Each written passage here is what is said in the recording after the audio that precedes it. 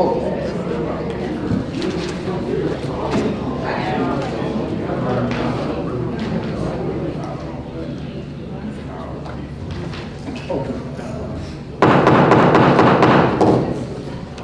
evening.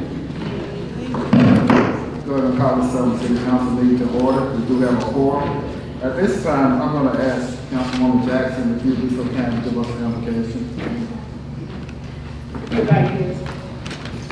Dear Heavenly Father, merciful Savior, great deliverer, we come before your humble throne, asking for forgiveness for each and every one of our sins, casting ourselves down before you, Lord, realizing and understanding and knowing that we're nothing without you. Lord God, we ask right now that you move in us, move through us. We yield our members, Lord God. We yield our mouth. We yield ourselves to your will and to your way. Lord God, let nothing be said and done here tonight that you had ordained, that you had purpose to be spoken, Lord God. Put guards over our ears, our eyes, and our mouth, that we may do your will and yours alone. You are our Savior. You are our deliverer. Lord God, we put our trust in you, leaning not to our own understanding. In all our ways, we acknowledge you. We thank you for choosing us for such a time as this, Lord God. Bind us together in unity and love, that we may do your purpose and yours alone, to the glory of your name. In Jesus' holy, precious, and righteous name I pray. Amen. Amen. Thank you, Councilwoman Jackson. So it's time for the pledge of allegiance. I pledge allegiance to the flag of the United States of America and to the republic for which it stands, one nation, under God, indivisible, with liberty and justice for all. Roll call, Madam Clerk. President Bowie, Present. Councilman Bowling, Present. Councilwoman Youngblood, here. Councilwoman Jackson, here. Councilwoman Benjamin, Here. Councilman Randolph, Here. Councilman LaShaw, Here. Councilwoman Thomas, Councilman Johnson. Here. As stated before, we do have a quorum. The first point of the month is truthfulness, earning future service by accurately reporting past facts. At this time, council members, you have before you the regular agenda, June 11th. I'm going to ask if we would amend this agenda because I received some citizen requests. I printed the agenda. Received Mr. Doug Buster, Attorney Julian McPhillips, and Attorney Rose Sanders. So I'm going to ask if it would be okay to just add those three to the citizen request. Amend the regular agenda.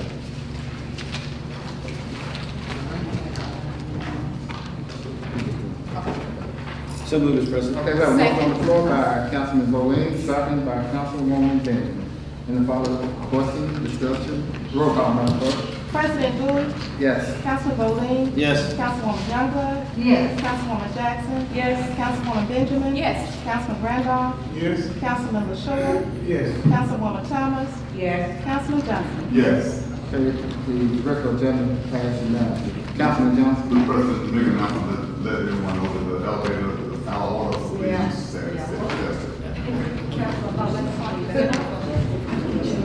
Me and Mr. Omani, we got stuck on it earlier. Came up, then went all the way down the basement, let us out, like, thank the Lord. So we took the steps back up. All right, thank you. That's a little dicey start to the meeting, I gotta tell you. Council members, you have before you the consent agenda. We have 10 items on the consent agenda. Council members and Mr. President, number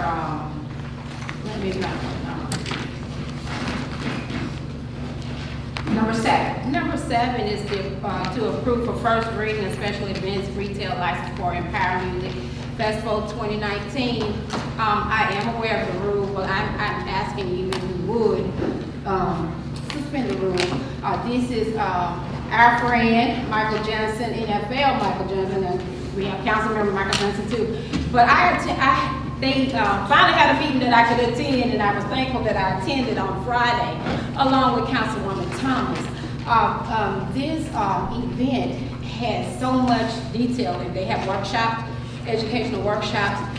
They're going to be cutting the grass. They want to pay for their own police officers, and they want to do make sure that it's clean when they leave. this is gonna enhance Selma as well. So I ask that you please, instead of for first reading, because by the time we meet again, it'll be time for their event. And there's another process that they have to do after this is approved. So I ask that you, while we approve all the other licenses, that we approve this one as well. I second that motion. Okay, we have a motion on the floor by Councilwoman Benjamin to suspend the rules. Have a second by Councilwoman Youngblood. In order to suspend the rules, it has to be a unanimous vote. So at this time, Madam Clerk, roll call to suspend the rules. President Bowie, Yes. Councilman Bowling, Yes. Councilwoman Youngblood, Yes, and I certainly implore the city to want to vote yes on Please. all this. Councilwoman Jackson, Yes, and I say thank you to Councilwoman Jackson for removing herself. She's not present, Madam Clerk. So yes for me. Councilman Randolph, Yes. Councilman LaShaw, Yes. Councilwoman Thomas, Yes, Councilman Johnson. Yes. Okay, the rules were suspended. Consent item number one. We have 10 items. At any moment that you would like to remove an item to vote on separately, you can. Consent item number one, to approve resolution R 137/1819, ratifying and affirming the retiring of K-9 shortage to his handler, Officer Matthew Smiley, for $1. Consent item number two, to approve Friday, July 5th, 2019, as an extended holiday for city employees. Consent item number three, to approve a payment in the amount of $2,154.50 for legal fees. Consent item number four, to approve for the lounge retail liquor class 1 license for Club 27. Consent item number five, to approve for a special event license for Jazz on the Grass. Consent item number six, to approve a lounge retail liquor class 1 for the Drops Lounge. Consent item number seven, to approve a special events retail license for the Power Music Festival 2019. Consent item number eight, to approve to enter into an independent contractual agreement with Candy Duncan to administer the Art Camp program for 2019. Consent item number nine, to approve Councilwoman Jackson to interact with the city of Gaston on behalf of the city of Selma in reference to the historical traffic lights and ensure the city of Selma compliance with the federal and state codes. And consent item number 10, to approve to increase gas tax fund 11 budget by $125,000 to cover traffic, sickness, street repairs, cave-in, painting lines, and beautification. At this time, the chair will entertain a motion to place all 10 items on the consent. So move, Mr. We have a motion on the floor by President. Councilwoman Benton, second by Councilwoman Youngblood and Jackson. Are there any further questions? Comments? At this time, the chair will entertain a motion to, whoever make the motion, roll call, Madam Clerk. President Bowie, Yes. Councilman Bowling, Yes. Councilwoman Youngblood, Yes. Councilwoman Jackson, Councilwoman Benjamin, Yes. Councilman Randolph, Yes. Councilman LaShaw, Mr. Chair, I vote no on item number three, yes on all the items. No to number three. Thank you, sir. Councilwoman Thomas, yes. Councilman Johnson. I'll have the same people be announced in the session. All right. Thank you. Motion passed. Council members, you have before you the May 28, 2019 minutes. Hopefully everyone has had the opportunity to approve the minutes. Are there any corrections?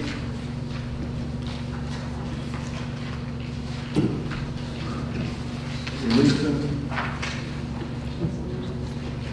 At this time, the chair will entertain a motion to approve the May 28, 2019 minutes. So moved, Mr. We have a motion on the floor by Second. Councilman Bowling. We have a second, Councilwoman Youngblood. Roll call, Madam Clerk.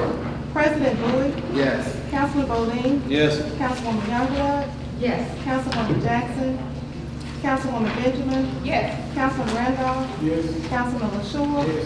Councilwoman Thomas, yes. Councilman Johnson. Yes.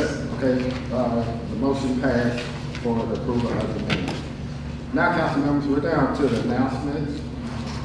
Are there any announcements at this time that you would like to make? Mr. President, Yes, sir, Councilman Short. For the item that I had on the agenda, that is for the council to go up and down the opportunity to hire 13 workers on a temporary basis. We're going to ask that at the table at the next council meeting so that I will carry to bring back some legal questions that has been asked by some of my colleagues. Thank you, Councilman Short. Any other announcements, comments? Councilwoman? Two things, Mr. President. And one, I'm bringing another announcement because I meant to bring it under consent, so let me slide it here. In reference to, one more thing, the Empowerment Music Festival, with the enhancement that they will be doing before the city, I'd like for us to see if we can give them, Councilwoman Thomas especially, hope you're rooting for this, a flat fee, or whatever that may be, a flat fee for the weekend, because it's 3 days. A flat fee of whatever that amount will be. So if I could drop that in your spirits, and you can consider that they will pay for police officers. They are going to cut Riverfront Park. They are going to do the cleanup rather than public works. And so I'm not saying what that fee should be, but what I'm saying, can we give them a flat rate for the 3 days instead of you can go here and pay this, go here and pay this, go here and pay this. Can we give a flat rate for the 3 days? The second thing, that's about the same subject. Yeah. Okay. I just wanted to say what I commend Councilwoman Benjamin, and also I wanted to really say this. I don't want the folks in the audience or the folks, are we on the radio yet? Yes. I think so. We are. Well, hello, people. Long, Oh, yay! Hello, Radio Land. It's been a while. But anyway, I just wanted people, I did not want people to think that we just had gotten acclimated to pulling fast ones up here when we suspended the rules. That's something we don't do regularly and we don't do lightly, but when there are certain situations, and these are certain circumstances, and this is for Michael Johnson's organization, and Jimmy Coleman, who has been a long time do-gooder himself, doing good things when he was with Calvin Foods and he was with Steve Harvey, and he has always remembered his home. Yes. Michael Johnson, suffice it to say, has always remembered his home. Yes. And shared his largesse, and his mother, Thomasine, and his dad, Sam. I mean, we ought to be paying them to come and all the things they've done for us, but, so we need to really think and be really gracious and thankful for all the things that they have done. And we have so been missing something on the 4th of July, and they are gifting us a nice, quality 4th of July weekend. Absolutely. So, I mean, that's a gift horse. We're looking them out. So I just wanted to add that. And I'm going to make the meeting when I can. Thank you for keeping on. Councilwoman? Okay, so the second thing, I want to make this announcement. So I want to tell you this, council members, so you are aware, and so that if this turns in, I don't want this to turn into a possible lawsuit, so let me make you aware. And if anyone can get out in front of it, Mr. President, please do get out in front of it. About an hour ago, a citizen called me. They ran a red light, and they were stopped. The K9 unit was called. They were asked out of the car. The dog was pulled out, and so we have this incident of a dog being pulled out. The car was towed, and the person had to pay $200 to the record service to get the car out. Now, mind you, again, this person ran a red light. She saw the green arrow light come on.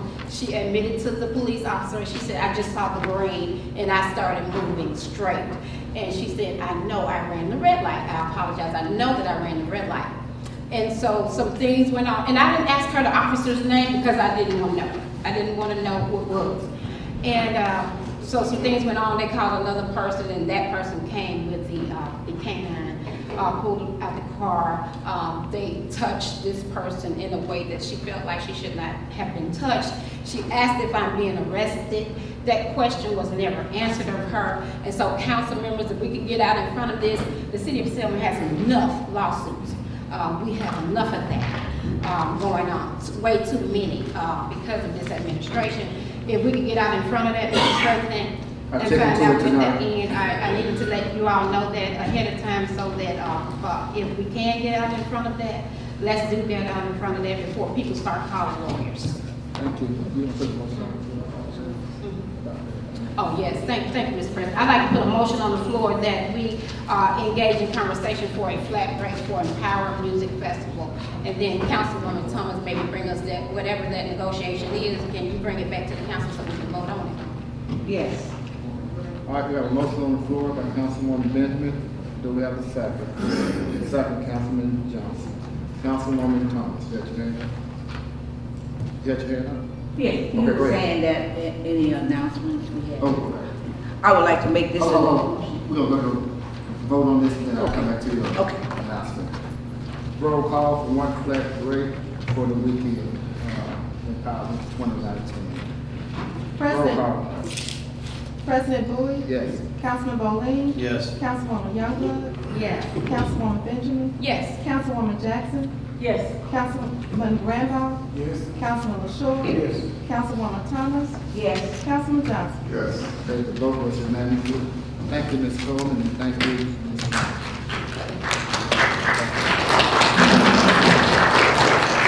Councilwoman Thomas. Oh, yes, this announcement, we have a lot of things that are going on this weekend, and I just want to say, we're doing our 50th annual legacy of people that grew up in my community. People come back home, and I just want to welcome the people that are coming back into Selma this weekend. We have a lot of things happening in Selma, and I just want to say that if anybody that feels like you want to come out, you're welcome to come out into Ward 7, which we will have our 5th annual reunion of our legacy, of our parents and history of people that was raised, we as adults now, that our parents that was raised up in that community, some of them have passed, but we carry a legacy. And we want to welcome you if you feel like coming out into Ward 7 this week. Thank you, Councilwoman Thomas. Councilman Johnson and Councilman Randolph. Mr. President, I don't have a flyer before me, but I'm pretty sure someone know about this event, the cleanup downtown event. Someone's gonna speak on it? Yeah. Okay, good, thank you. Councilman Randolph. I really don't have an announcement, but I can turn it into an announcement. Anyway, I had a constituent of mine yesterday. It was raw sewage coming out the manhole in front of the house. So I called the police information line so we could get the sewage guy to come out. And so they got in charge of the sewage guy. He never came out. And raw sewage still coming out the ground. So this morning I saw the sewage guy. This morning I said, hey, did you get the call about the sewage? He said, yeah, I got it. I'm the only one working with the short staff, whatever. And then, so this evening, I called again at 3:30, he still hadn't made it. So that's kind of like bad business for our constituents. The raw sewage coming out of the ground in the city line, something need to be done. The time for urgency around this city, they don't have any urgency whatsoever.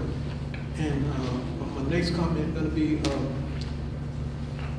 all the parks that we have, like the walking trail in Ward 5, walking trail in Ward 4.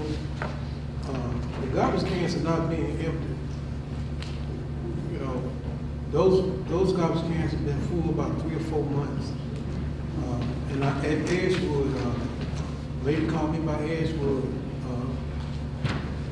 Garbage can hadn't been emptied. Selma High School, walking trail there. So, Mr. President, I check on, and also that address you're talking about. It's 1105 Grimrose. 1105. Yeah. But like I said, you know, our city already is a mess. And man, you know, people taking their kids out to the baseball field to catch some balls, and they got to look at all this trash. You know, it's just bad. But my next thing is I found them all. I'm once again calling for the chief resignation. But I'm not going to try to push the issue this meeting. I know y'all want, some of y'all might want to support the chief or might not want to support the chief. But Mr. President, by the next meeting, I would like to take a vote on asking the chief for his resignation, because the chief has destroyed our city. The mayor has destroyed our city. Only thing the mayor and the chief has done for Selma is destroy families. That's the only thing they did, destroy families. And they continue to do it. And so, by the next meeting, we were talking, I guess, in our next work session, and I think time is enough. We need to change direction. If we don't change direction now, it's shame on us. Stuff is continue to happen in our city. That's all I got to say. Thank you, Councilman. Any other? Mr. President, Councilman Short. I know that in our city is turmoil of issues. One of them is garbage, which people just indiscriminately discard and just bring the unrest to sight in our city. Grass is overtaking the city evils. But there are citizens that have stepped up, Mr. President. I want to thank Mr. Martin Richardson, who was out cutting Runnelshaw Park. All you know, Runnelshaw Park was named after a childhood friend of mine who was killed in action in Vietnam. And to see the dilapidation of that park, because we don't have a man group, it's just shame. And I just want to thank Mr. Richardson and any other citizen that take it upon themselves to go out and cut grass. And I just want to thank them from the bottom of my heart. And I do know that we're trying to make ways and means where we can get control of this garbage situation and grass. Thank you, Councilman Short. Any other announcement? Ms. Cheryl Smith, please come forward and tell us about the cleanup for this weekend.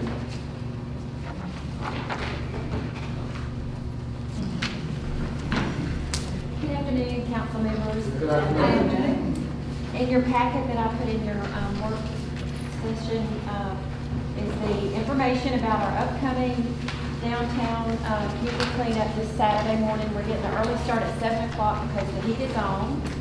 And it's a busy time. It's the peak season for our tourism. We've had visitors here from the Reader's Digest European publication touring today. We've got from Amsterdam, we have groups coming in this week as well as next week, and I'm sure all throughout the summer. So we partnered with Black Belt Benefit Group and the coffee shop, and we're, like I said, we're going to start at the foot of the bridge at City of Selma Park and get organized out and work our way north down Broad Street. And we've got working with the Selma High School Athletic Department and various organizations, because it's a community service project, so they can get credit for those hours as well as some sororities and fraternities. So appreciate your support, and hope you can come out and join us bright and early Saturday morning. Thank you, Ms. Smith. Are there any Councilwoman Thomas? Also, Mr. Denver, I will be out with you, and I will supply the bags, the pickup sticks, and hopefully I'll be able to get some gloves too. Great, great. All right. Council members, also we help with discretionary funds, take up with this endeavor. Ms. Youngberg, if you could be so kind to give us a discretionary fund so we can pass it around. Ms. Bentley, can you email me the second part of that handout you gave us, dear business owners, regarding the adoptive block program? Yes, I certainly will. That's the second phase. Thank you. Thank you. Okay, thank you. Now to the citizens report. Judge Maggie Gray Peterson, Witness C, Strategies Judge.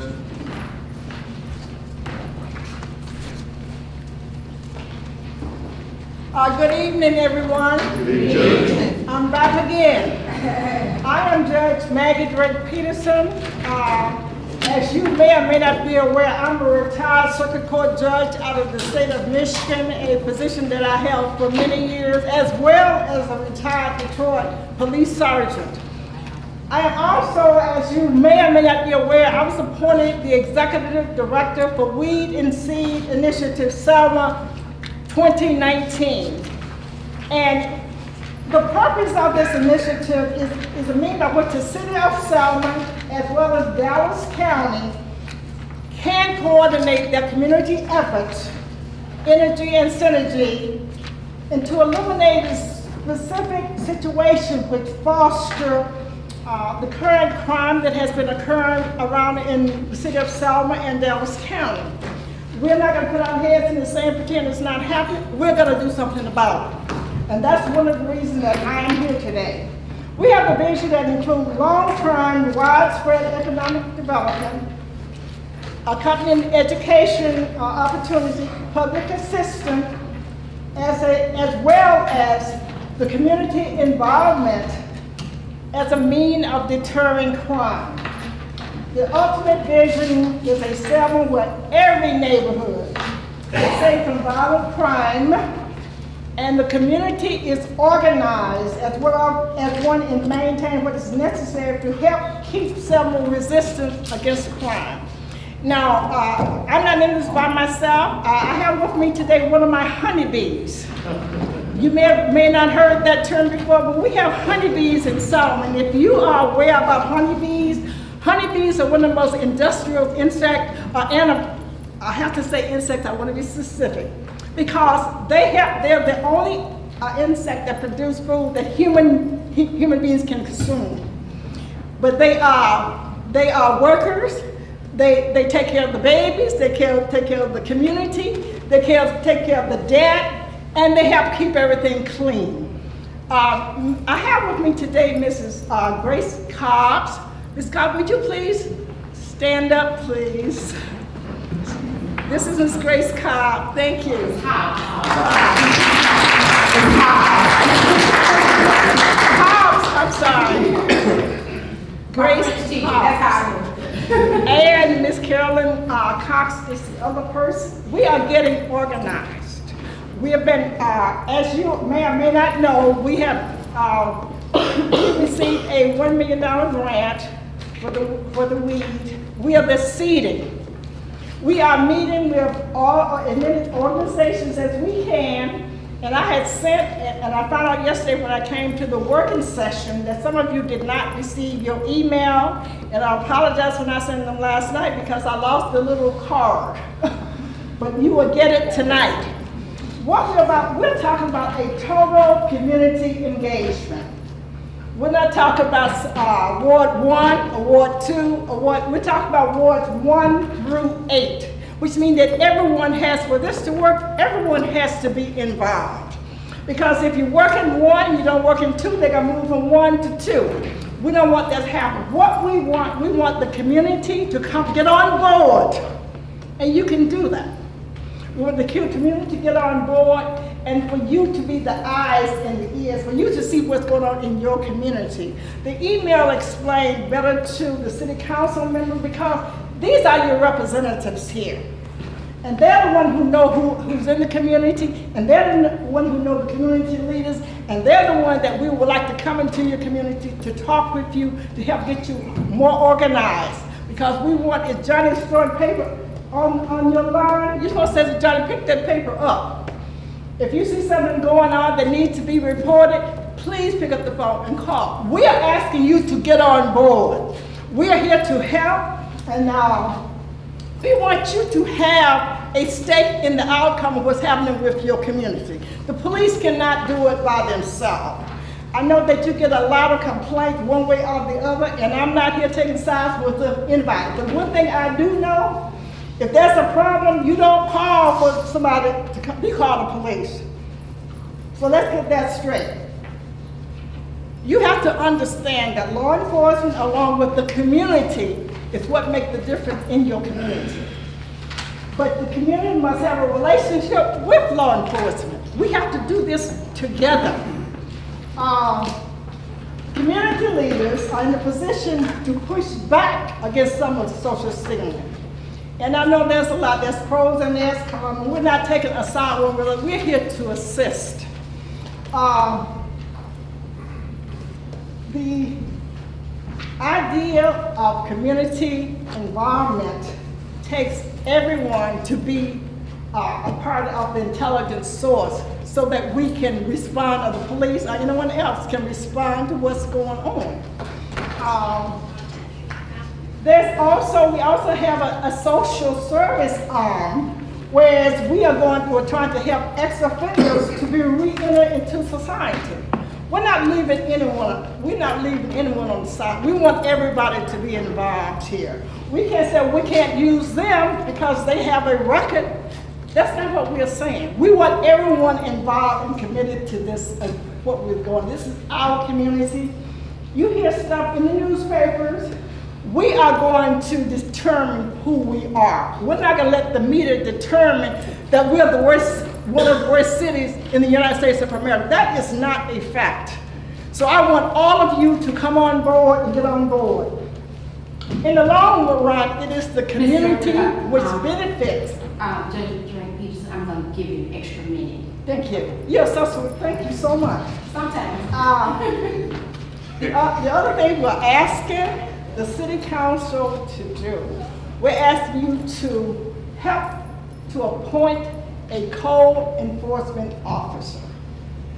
It does no good to know what's going on out there and see things happening and no one at least ticketing these people saying, look, you can throw your trash on your neighbor's porch.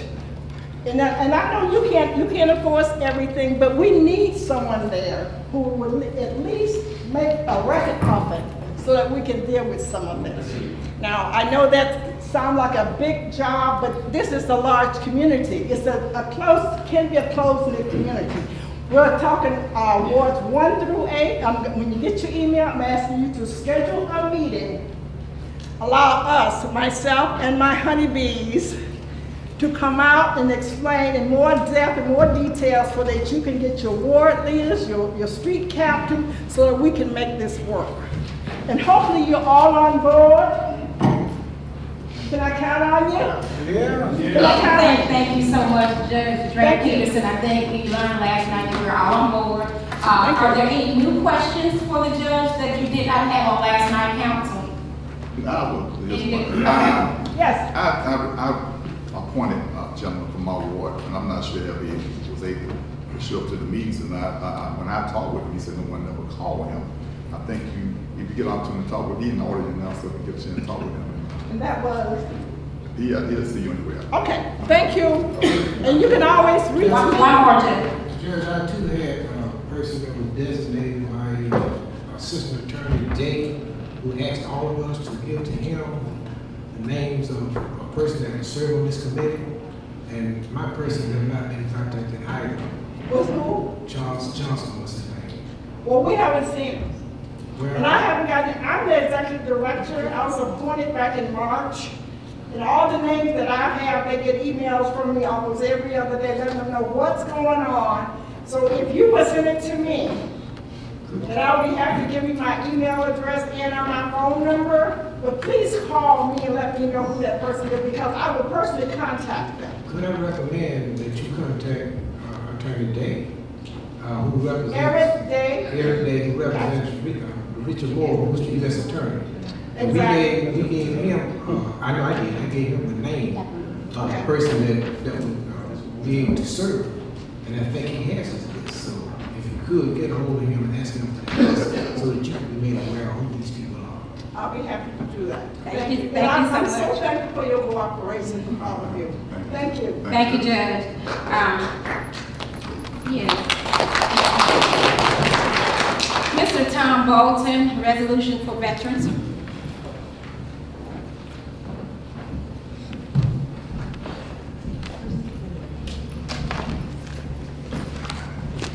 Thank you and good evening. Good evening. I don't know what happened. I represent a group that wants to bring a veteran center, resource center, in multiple locations to Selma. Started out being a $4 to $6 million job and restoring the Brown YMCA as the primary source. Due to some of you, namely Susan Youngblood and Johnny LaShore, we've gathered momentum and we're now looking at a potential vacant building for housing. And we're also looking at the Good Sam building for a transitional home. We don't need any money. That's the first question I get asked. Yes.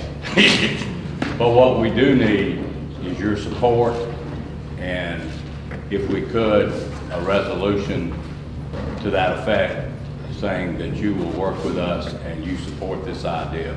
We have not totally clinched the deal with the VA. We're meeting with them next Tuesday, and they are excited about the possibility. This could be a pilot program. Our veterans here have to go to Montgomery, wait 6 to 8 hours, and sometimes they get sent home, and they have to come back. And that's not right for people that have served you and me in our country. We want to do this for our veterans, one of which is standing right there. And Sam Randolph, he hasn't been able to join me because he has to work. Imagine that. 3 jobs. I have a presentation and executive summary. I'm not going to read it to you because I know you can all read. But I would like, those of you who do not have it, I would like to share it, leave it with you, let you read it, and y'all please consider our request for a resolution. John? Mr. Bolton, thank you. We knew that you were coming, and so we actually have a signed resolution in support of what you just asked. The signed copy is in the hand of our very own veteran, Councilman LaShore, and standing to your other side is our very own active military member on your other side, Councilman. Give him a hug too. Councilman Sam Randolph. I would like to read this resolution. Whereas the great state of Alabama has within the top 20 veteran populations per capita within the United States, and whereas Selma, Dallas County, Alabama has approximately 2,502 resident veterans, and whereas our veterans return from tours of duty and seldom receive meaningful recompense and recognition for their service and sacrifice, and whereas aging veterans require increasing and specialized care, and whereas upon separation from the military, veterans face a myriad of challenges unique to their population and stand in special need of quality, coordinated care geared toward the specific demands of the complicated issues surrounding veterans, including complex medical, emotional, mental, psychological, occupational, relational, and spiritual well-being. And whereas Tom Bolton and his company, doing business as Priority Soldier, have proposed a plan that makes use of the historic Good Samaritan Hospital and the historic Brown YMCA buildings to implement a comprehensive program for eligible veterans of the United States Armed Forces, and whereas a portion of the identified funding streams require that the applied and implementing authority be a local unit of government, or that a LUG act as the fiscal conduit agency. Therefore, be it resolved that the Selma City Council, the statutory authority of finances for the City of Selma, does hereby provide support for Priority Soldier and is proud to serve as fiscal conduit agent for procuring funding to provide quality, coordinated services to our veterans whose sacrifice for our country has placed them in need of such services. Done this, and there's no date on here, let me look at my clock. Done this 11th day of June 2019, and you have a copy with the date on it. I do. There's a copy down there, and there's a signed copy down there with everyone's signature. Let me applaud y'all.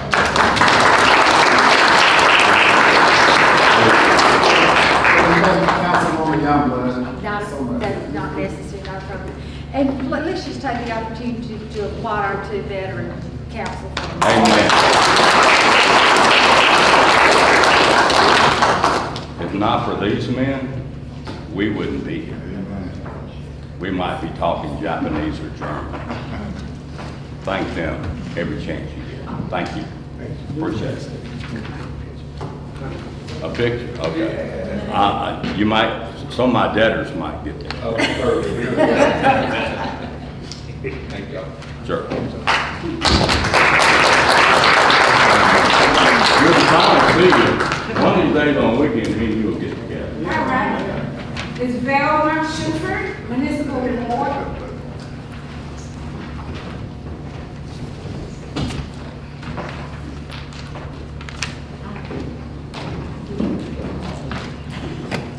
Good evening, everyone. Thank you for having me here.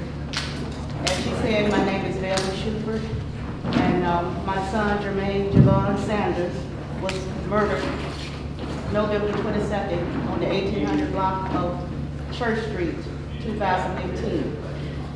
It's been 6 months, and I hadn't heard any information about, who the murderers or anybody that had killed my son. I went to DA Michael Jackson and took almost 500 signed signature petition to Kay Ivey to get a $5,000 reward. I already have a $1,000 reward for the Crime Stopper, and they're announcing that on the radio. I'm asking you the $3,000 reward to make a total of $9,000 to find out who murdered my son. Selma is too small for nobody to come and speak up, and it's a shame that I have to ask or either put money out to get somebody to talk. That's one of my problems with the community here, and y'all touched that earlier. It hurts me because you got people in this community know what's going on and know what happened, but won't open their mouth. You don't have to come out openly and tell, if you're scared or you're feared for your life, call an anonymous hotline. That's all you have to do. But people around here walking around, and the murderers probably walking around my house, passing by me every day, and I don't know who they are. And it's more than me that's going through the problem. I understand how some of the mothers feel now, having their child murdered. Nobody comes and talks to them and tell them nothing. I tried to get Chief Collier, and Chief Collier had not called me yet. I talked to Captain King, and he has helped me, and he called you, and you called me, to get me on this program. But the point is, Chief Collier is supposed to have written a proposal to give to y'all for the $3,000 reward. And he told Captain King that he was gonna call me May 10th, that's the day he called me, when Captain King told me that he was gonna call me and he talked to him and was gonna put that proposal in y'all hand. Hadn't heard from him, y'all hadn't even received it. And I can't get in touch with Captain King. Every time we call, he's out of town or he's not around. So I want the $3,000 to find out what, to get some type of justice for my son. He has a wife, 4 children, and 2 grandchildren waiting for justice. And they got the wrong mama, because I'm not gonna let it rest. It might be quiet right now, but I'm still working quietly undercover trying to find justice for my son. I don't know what happened, don't care what happened, even if it was drug. Hope it's not drugs, but even if it was drug, it's not, no one should kill or murder someone cold-blooded. And the other person was injured, but my son was murdered. And so I want the people in the community, while everybody sit here, I called, this is my town. I was born and raised here, but I called Selma a little paying place. Everybody knows everybody's business, around here talking about everybody, know who's doing this and who neighbors having an affair and who's doing this. you know who the murderer, are. So get together, because our community is falling apart because we are the demise of our neighborhood. We the one don't speak up and say what's going on in the neighborhood. Excuse me, because I get so passionate about it, because I'm still angry. I'll call myself was trying to talk quietly and slowly, but I'm a fast talker. But it makes me angry when these people in the neighborhood We are the demise of our own neighborhood. We see crackheads, drug addicts, and all of them walking around there. You know, and don't open them out and say nothing. Trash thrown all over in the streets and stuff like that, and don't say not one word. So I want the community to get together and work with the police, and we need more police enforcement here. You know, you call the police, it'll be about 45 minutes or something before they come, and they know that you got a shortage of police, so they do what they want to do, and by the time the police get there, they're gone. You know, there's no surprise. And the mayor, you know, I respect the mayor, but I'm tired of hearing him if you don't have nothing good to say about Selma, don't say nothing at all. When you start doing something and put something in action, then I have something to say good. I was born and raised here. So you got to talk about the good, the bad, and the ugly in order to make things right here.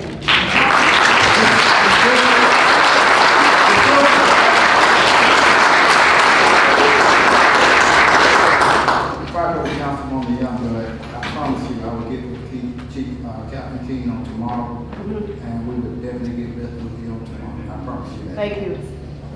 I believe Councilwoman Thomas' hand was up first. Councilwoman Thompson and Councilwoman Young. I like to say this to you. Yes, well, we've been voicing. Our last public safety meeting, we had the chief of police sitting right there.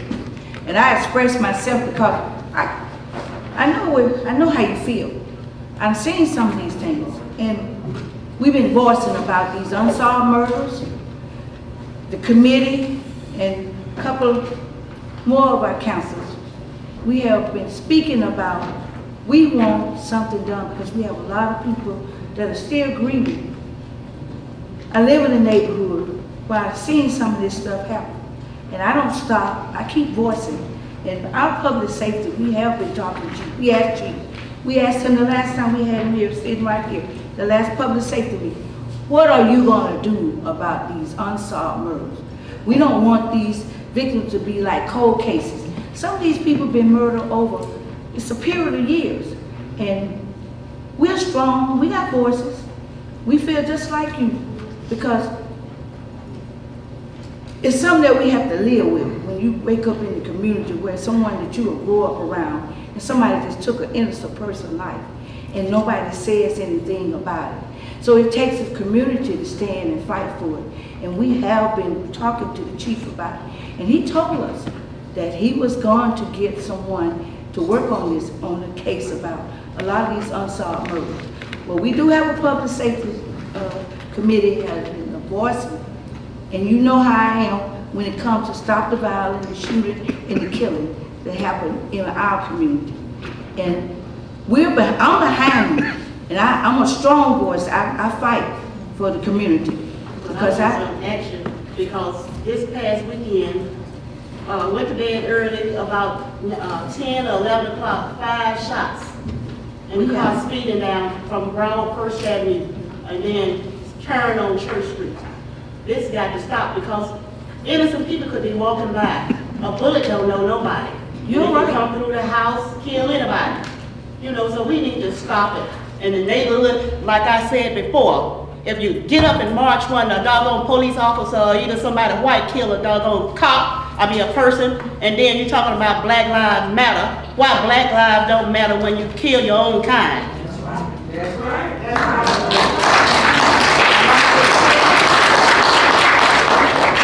Are you finished, Councilwoman? Yes.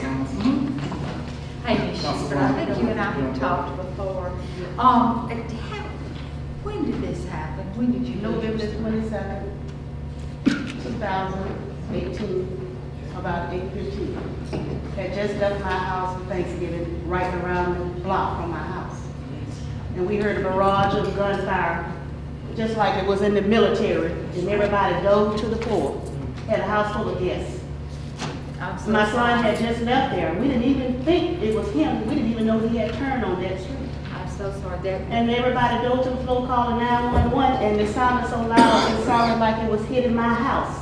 That's a terrible thing anytime, but particularly over the holidays, what a terrible. I'm giving you my card with my number, and there's some other questions that I want to ask you to see if there are other ways.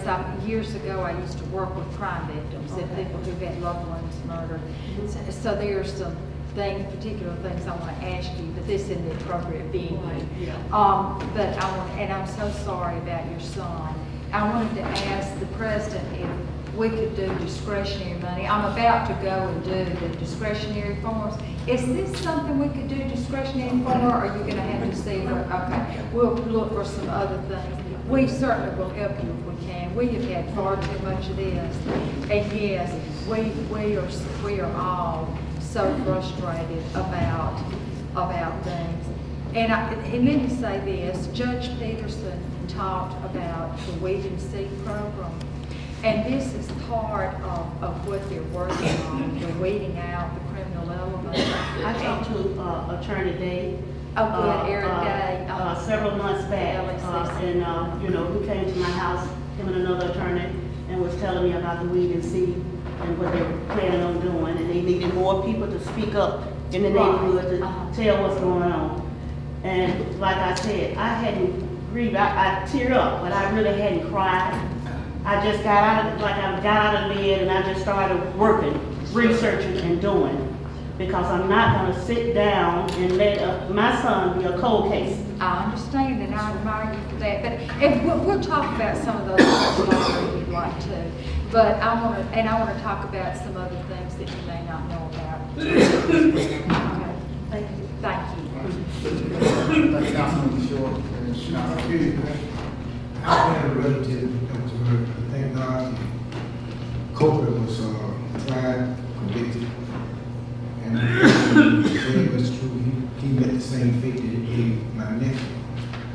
I know my doctor has formed a cold case unit, and I'm going to ask this council to look in the next fiscal year to ask the police department to form a cold case unit that would be made up of retired detectives, and that's all that they do. Because to my knowledge, and I may be wrong, I think we had 16 or 17 murders that have not been solved.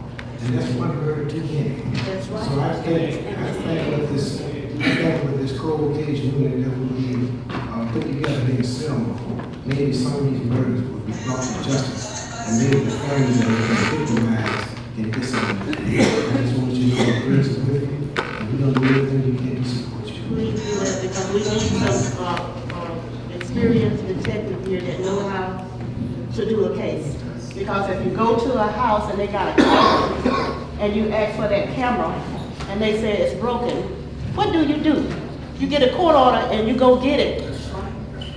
Well, I think with retired detectives whose primary jobs, they need to work on unsolved murder, not to do traffic stops, not to do murders, not to do drug raids, but to work on these murders that take place in our community. I think we can get something different. Thank you, because I not only want it for my son, I want it for every child that's been murdered. Everybody that child has been murdered, I want it for all, not only for my son. Thank you.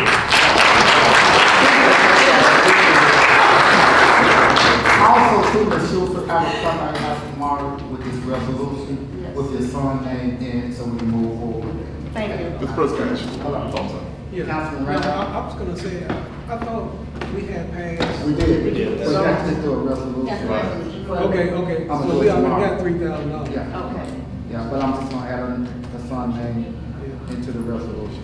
But also, before you say anything, could you put it in the newspaper? Run it in the newspaper for a certain length of time? On all of the local radio station. Everybody doesn't listen to WHBB. And also on the TV. And his boss, Thomas, Studio 205. My son used to put these billboards, or he'll probably put up some of y'all pictures on these billboards. Put the pictures up. And Tom Davis in Monroeville, I'm gonna call him because he told me if I needed anything, to call him. And once I get my $5,000 from Governor Jay Ivey, I got you, and I got the $1,000 from Crime Stopper, then I can have him to put up a billboard on Broad, over there by Captain D's, so I can rough up some of these thugs that think they're getting away with it, because I want they eat their conscience away. You know, somebody got a conscience, or somebody got a soul. Yes, ma'am. And so I want that to happen, because I see Montgomery does that. They put it in the paper, they run it in the, on the news, and they have it in all of the stations, not just certain stations, put it on all of the local stations. And then, so people can, because some people hadn't even heard about the Crime Stopper. And when you put it on that Crime Stopper, reword it. Because I heard it this morning, it says that you might get up to $1,000. Some people out there might think, oh, I'm not gonna get nothing but maybe $200, $400, or $500. Put, you're gonna get $1,000 and you find, give us information about, the crime. Not you're gonna get up to $1,000. Would you think it was probably about $400 or $500? If somebody want that $1,000. So please, I'm gonna talk to Captain King about it, for them to reword it. And, please do that for the community. But what I wanna do, I don't know how we're gonna get it through the community head. All of us need to work together, because it could be y'all children. And then you want somebody to help you. So we need to get together and start reporting these crimes. I know a lot of them don't want to report it because it could be your own children. I'm a tough mama. If I can call the police on my own son when he acting up, I know you can do it for yours. I think, well, Councilman Johnson, Councilman Benjamin, and then we'll move on. Mr. President, I think me and you both been talking with a concerned citizen about cameras in the community. Is that weed and seed program, would it be, I know we got some cameras downtown, but would we be able to put some cameras in the community behind the weed and seed program? Yeah, okay, because this young man told me he's been talking to you as well, he's been giving us all, so if we can do that, especially the hot spots, put some cameras out. And some shot blockers, up north they have those shot blockers, they can tell what area that the shooting is at. Yeah. We need something like that too. We're currently, that was one of the proposals that we put in the BBC grant, several shot blocks. So definitely, hopefully we will be able to by 3 or 4. Okay, please, thank you. I can sit down there? No, Councilman Bowling. I think we just like talking to you, Ms. Schubert. I pray that you get that moment when you can stop for just a few minutes and grieve. You have told us that you have not even cried. So I hope that you get that moment. I want you to, because your request, you wanted it to be on television, radio, and everything else. Look, we have a 7-time journal here, and I don't think Adam would mind putting it in a paper way and say yes. All right? You are speaking into the microphone of WSFA, Channel 12, WSFA. You don't mind, do you, WSFA? He doesn't mind at all. And then we have our social media guru here, Mr. David Blackman. You don't mind posting it, do you, at all? And Mr. President will make sure it gets on the City of Selma channel, because you all who have cable, you pay for that channel. You pay like a quarter, 25 cents for that channel. And so make sure she gets that on the television, Mr. President. And then Crime Stoppers, with the whole up to thing, because I want you to be clear before you leave here and not be thinking one thing, because I could be thinking the wrong thing. Okay, so this resolution is for all victims, right, Mr. President, covering the Yes. 3,000? We have to add his And name. Crime Stoppers is up to their, because they're not us. They're up to that amount, and you could probably talk to Captain King, like you said, but I didn't want you to leave here to be thinking one thing in your head and this Well, other. I've already talked to Okay. Captain King. Okay. And He's gonna reword that for you? Yeah, I'm gonna call him again. I'm Okay. gonna call him after Okay. this meeting. Absolutely. So I will do that. Councilman Bowling, then we'll move on. I appreciate your call for accountability in the community. That's a big part of the weed and seed program is accountability. We get shot spotters, we can, locate an area, but we can't do anything if nobody talks to the officers when they arrive on the scene. So I appreciate that call for accountability. Do you have a photo of your son available? You can email me? Yes. I should throw it up, yes, thank you. Yeah, I just want to get, Email address. I'm gonna give him a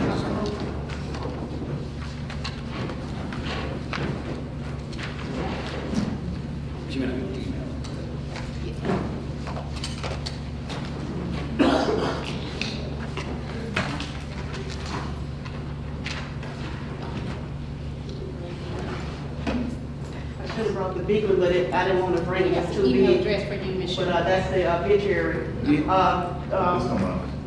Jermaine was star football player, and he was a star baseball player. They used to call him Little Willie Mays because he batted with his left hand.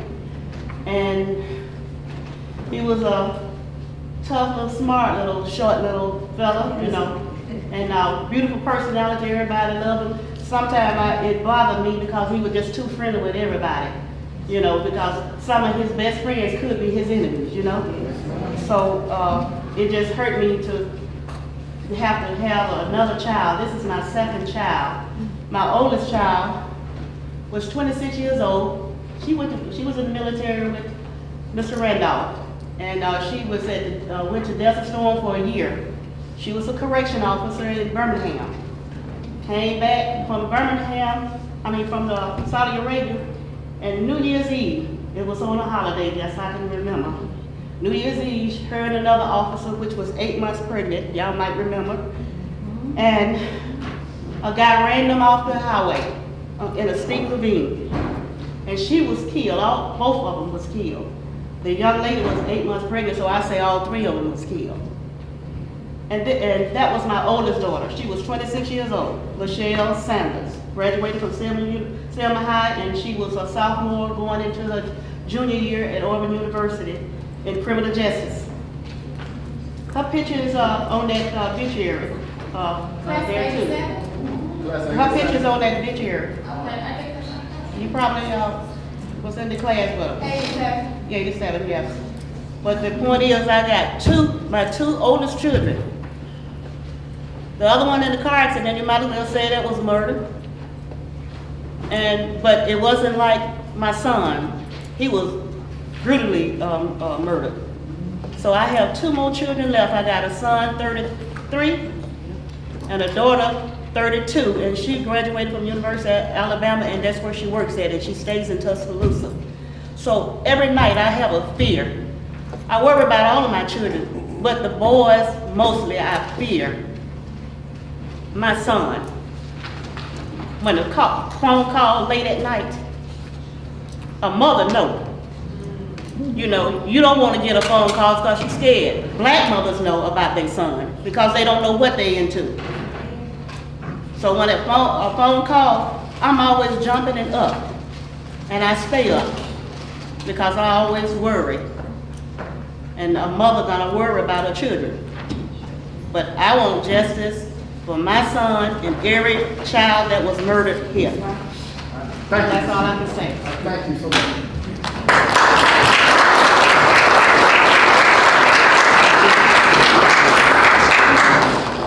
Attorney Julian McPhillips.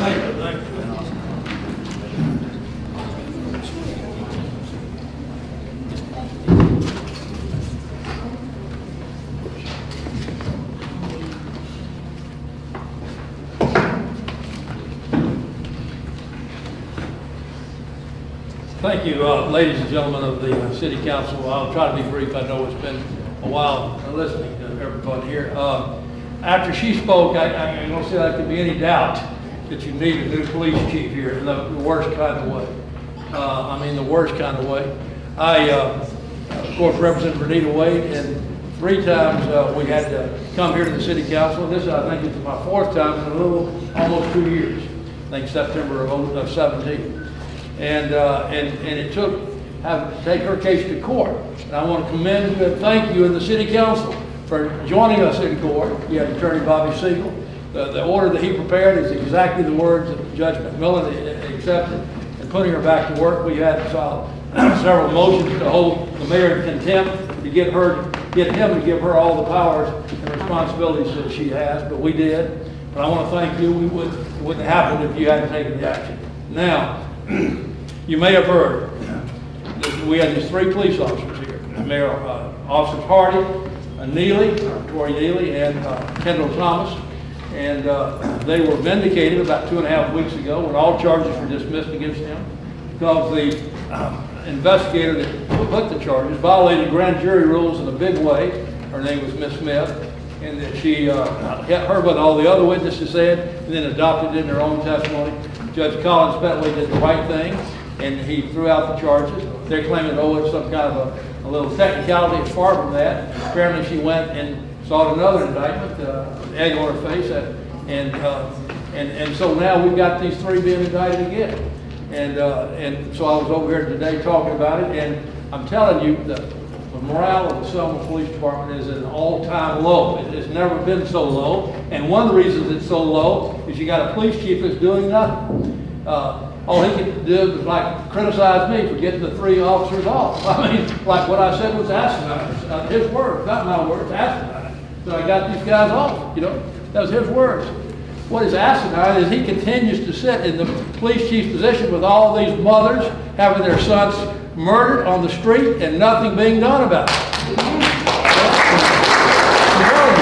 I know y'all have all kinds of guts up there on the board, or you wouldn't have taken the action you took to put Marina Wade back to office. But you need to get a new police chief in the worst kind of way. And I'd like to see a show of support some way or another. My three police officers, they've done nothing wrong. You know what they've been accused of? Somehow they interfered with the investigation of the Attorney General's office, which investigation they had already started themselves, having to do with the missing guns. And the lady who was involved with taking the missing guns in the first place has never been charged with anything. You know, and Chief Collier knows about that. And they're looking at our guys as sort of fall guys or scapegoats or something. And it's just the word, it's disrupted these three men's lives completely. I mean, they're down to their bottom dollar. They have none left to spend on their family and their food. And it's just, it's awful. I mean, you talk about things, I wouldn't be up here if you had a different mayor and a different police chief. But the thing with the mayor is one thing y'all know how to do with. I told you several times ago, there's a procedure called impeachment. I think it should have been pursued some time ago, but it hasn't. But meanwhile, you've got a police chief here who's allowing all this stuff to go and he's not taking it out. He's not showing much sympathy. I mean, and it's time that something be done. So I beseech you, Councilman Randolph, I think you were the one that made the resolution, were you not, or the move or something about getting a new police chief. This mother that was just up there sharing her guts about, and everybody else. I mean, if you don't get a new police chief, then you share the responsibility about what's going on in the city of Selma. I say to you, and saying that, I'm representing my three police officers who are wrongfully indicted again. We won't have these charges tossed again. I don't know how soon it will be, but we'll have them tossed again. But it's just a sign of what's wrong with Selma. And the police chief should have been sticking up for these men. These are some of the best. I mean, they were the best investigators. They've been called as witnesses for all kinds of crimes. But now, you know, they don't think they should even be subpoenaed, although they're big. Because, I mean, they have no jobs. They're not getting paid a dime. They can't look for work because they're technically still on the rolls, although not being paid anything. And we would like to see them reinstated with pay. They were about to get order of pay just a few days ago. And then we get Friday when the storm comes blowing through Montgomery. I'll get phone calls from two of them who've been re-indicted.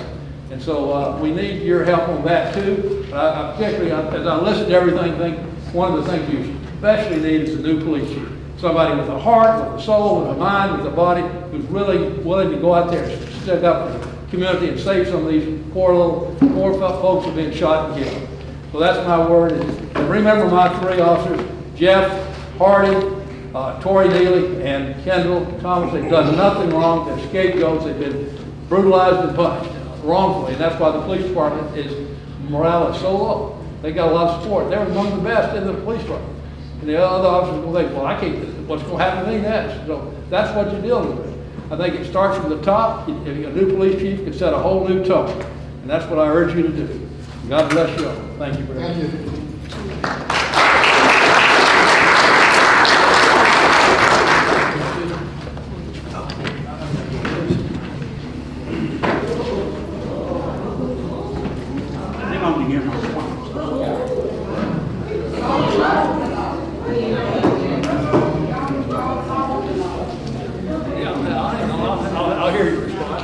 Mr. President, I only heard 15 to 20 seconds of that. Chief, before you start, I just want everybody to know that, you know, he's not on the agenda, but I think the president is allowing him to speak. So, Mr. McPhillips, you may want to come back in. We don't want a lawsuit for anything that, because we don't know what the chief is about to say. So, we don't want a lawsuit for you to know that this is coming from you personally, right, Chief? I only heard 10 to 15 seconds. And I want to thank the individual for making me aware of it. I have no idea what your purpose is for being here. But I want to be abundantly clear. I became aware last night at 7:30 p.m. that your clients had been re-indicted. I did not testify. No member of the Selma Police Department testified. This was totally an operation of the Alabama Attorney General's office. So if you have an issue, you need to take that up with the Alabama Attorney General's office. I think you should go to bat for it. No.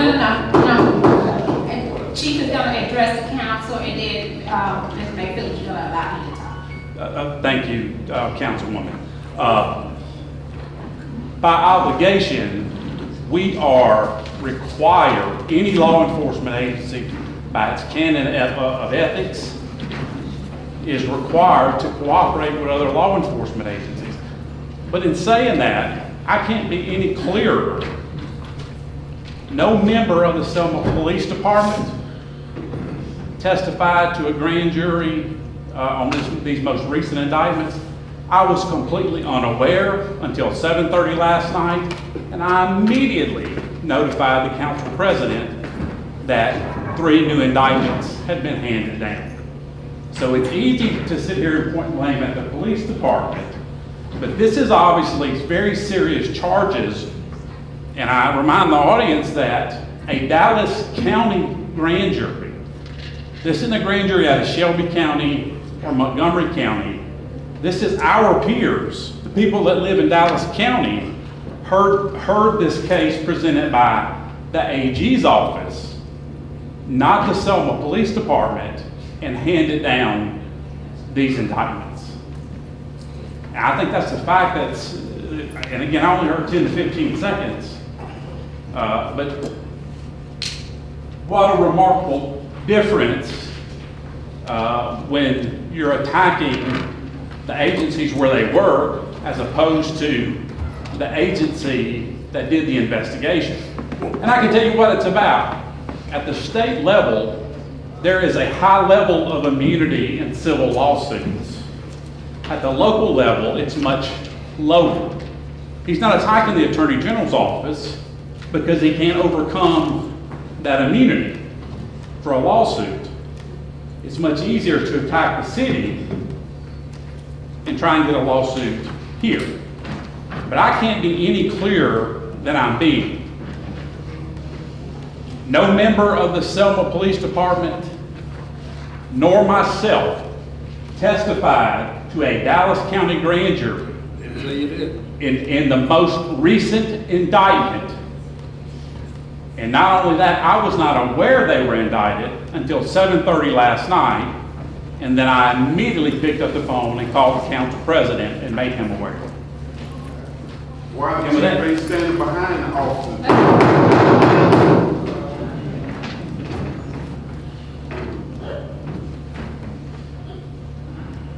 I'm not going to answer. If one of you guys have a question, I'll try and answer it. So, Chief, your purpose of coming was to clear up what you heard on the radio?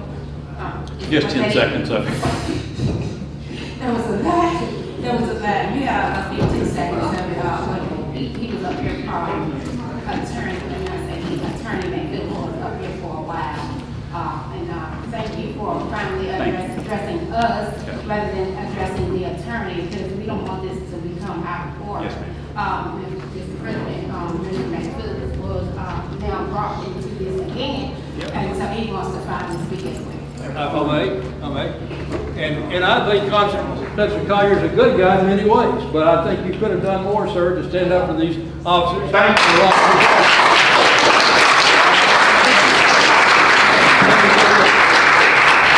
I agree with him. I don't think he testified in front of a grand jury, but Susan Smith, who was pushing this whole thing, used to be somebody that worked in the office there under him. He should have known. I think he could have stopped it. And then what they're being charged with is just nonsense. It's nothing that they interfered with the investigation. These are investigators themselves. If they're good investigators, they probably ought to interfere with whatever's going on, to get to the truth. 2 different sets of investigators with 2 different sets of ideas about what to do. And my criticism, again, of his office and of him is bigger than what happened to my 3 police officers. It's as big as the lady that was standing here before me.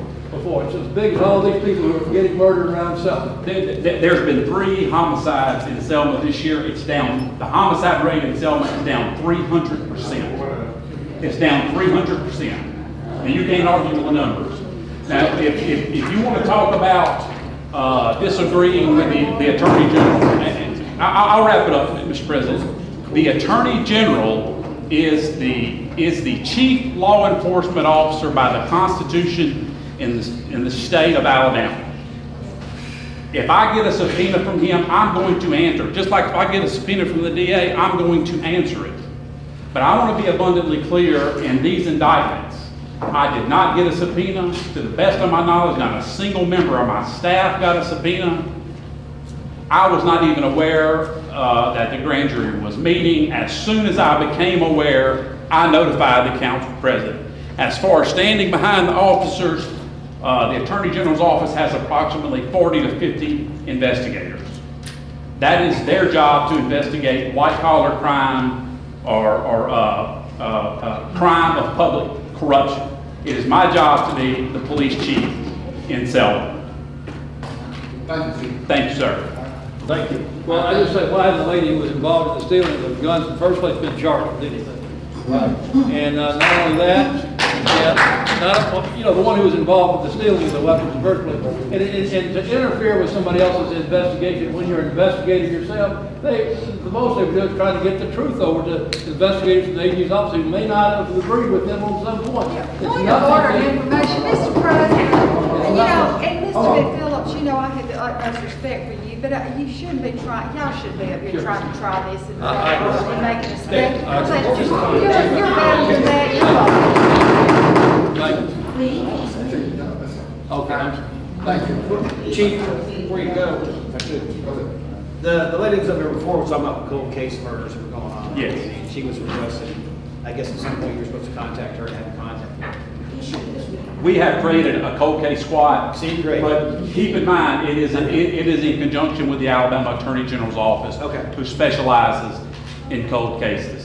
I'm not going to take any, just like I told you in your office today, I'm not going to take anything away from those 3 investigators. They are good investigators. But they have been indicted by a Dallas County grand jury. There's two separate things. I know. And also too, can you clarify, since in my office today, we had a WC meeting? Yes, sir. Talking about the WC meeting that we had today? Yes, sir. And we made a request of about $600,000 worth of equipment to fight crime in Selma, and every indication is we're going to get the funding for that. And I want to thank President Bowie and Councilman Bowling. They did have a for their WC time. meeting today. Yes, sir. Okay. Thank you. Councilwoman Jackson and Councilwoman Murphy. Chief, the only request I have for you is that you turn around, speak to Ms. Sugar when you leave today, and make sure that you address her concerns.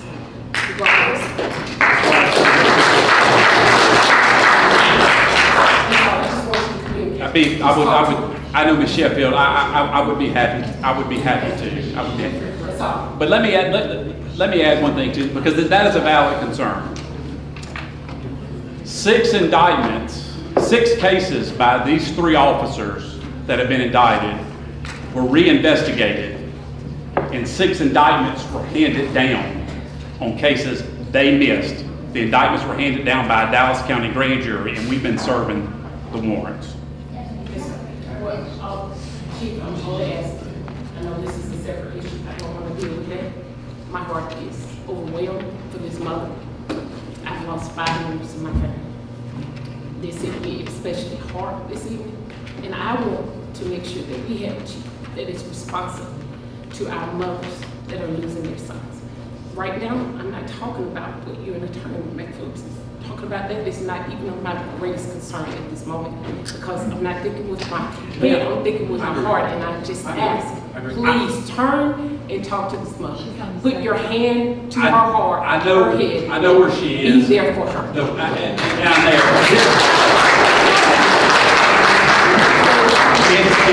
It's easy to cloud. I'm familiar with the case. When people will not come forward and testify, and unfortunately in Ms. Sheffield's case, people know things and they won't come forward and testify. That's where, as a community, we've got to stand up. Councilman Randolph, then we'll move on. Well, as I've stated before, I'm dumbfounded with this chick. But I'm gonna say it to your face, I'm just calling for your resignation.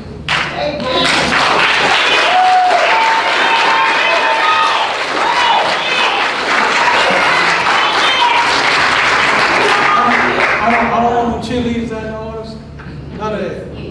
But, because you have just did our citizens disservice, Explain, Councilman. Let's look at numbers. Everything. Only thing you doing for our city is destroying families.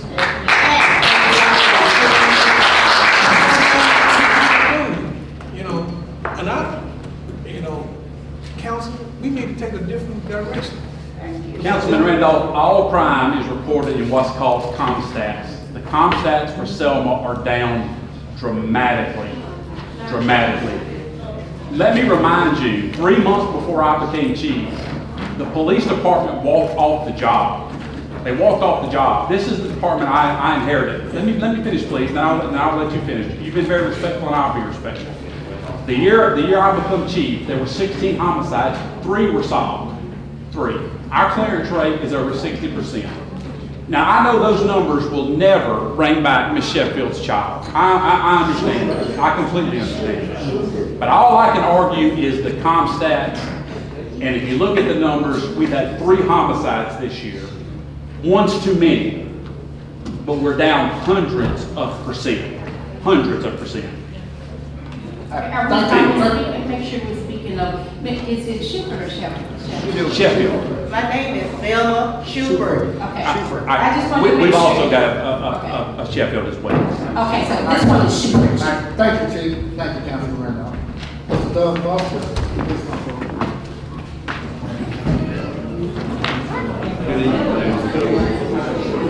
I appreciate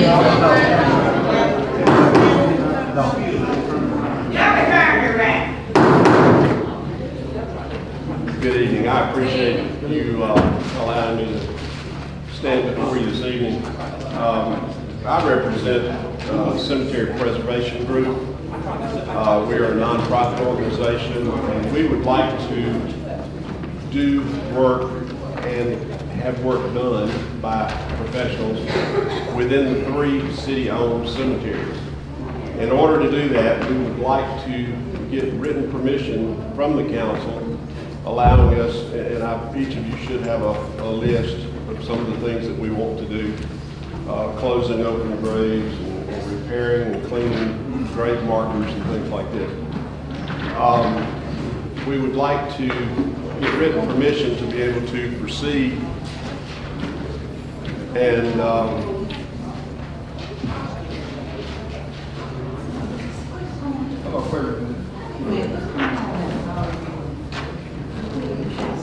let's have a 5-minute recess. Yeah, just do it. Maybe. We have a motion for a 5-minute recess. So moved. Can I have a roll call, please, 5 minutes recess? Yes. Call. Roll President call. Bowie, Yes. Councilman Bowling, Councilwoman Youngblood, Councilwoman Jackson, Councilwoman Benjamin, Yes. Councilman Randolph, Yes. Councilman LaShaw, Yes. Councilwoman Thomas, Yes. Councilman Johnson. Yes. 5 minutes recess.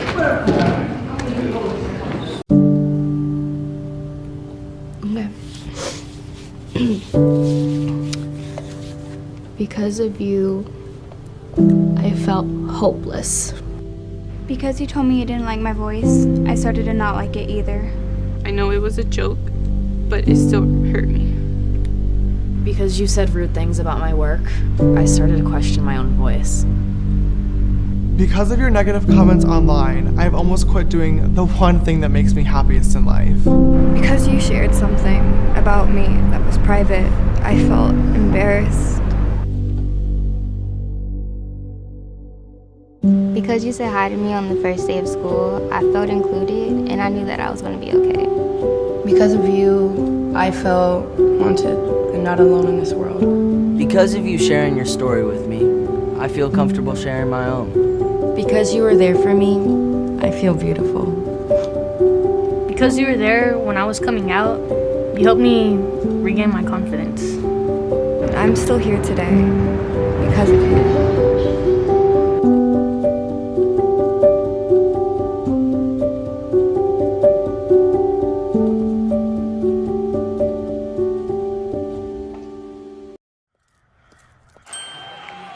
Hey, who are you? Oh, hey, Jeff, I'm a car thief. What? I'm here to steal your car because, well, that's my job. What? What? What? What? What? What? What? It happens. And you got cut rate car insurance? Paying for this could feel like getting robbed twice. So get all state. I'd be better protected from mayhem. Like me.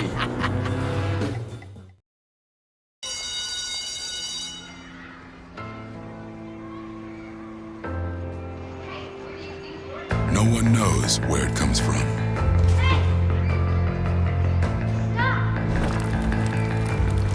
Why some have it, and some don't. It's the fighting spirit, and it needs to be fed. It consumes fear, self-doubt, and weakness. It stands ready to protect those in danger.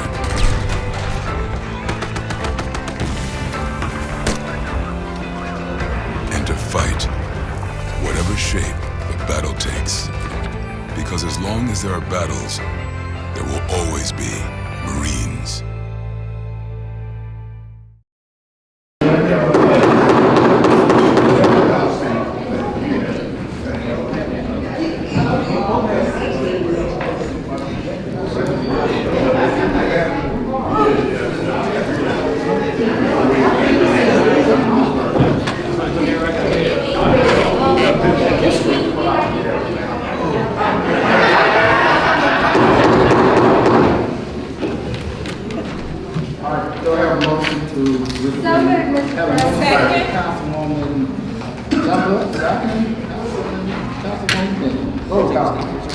President Bowie? Yes. Councilman Bowleen?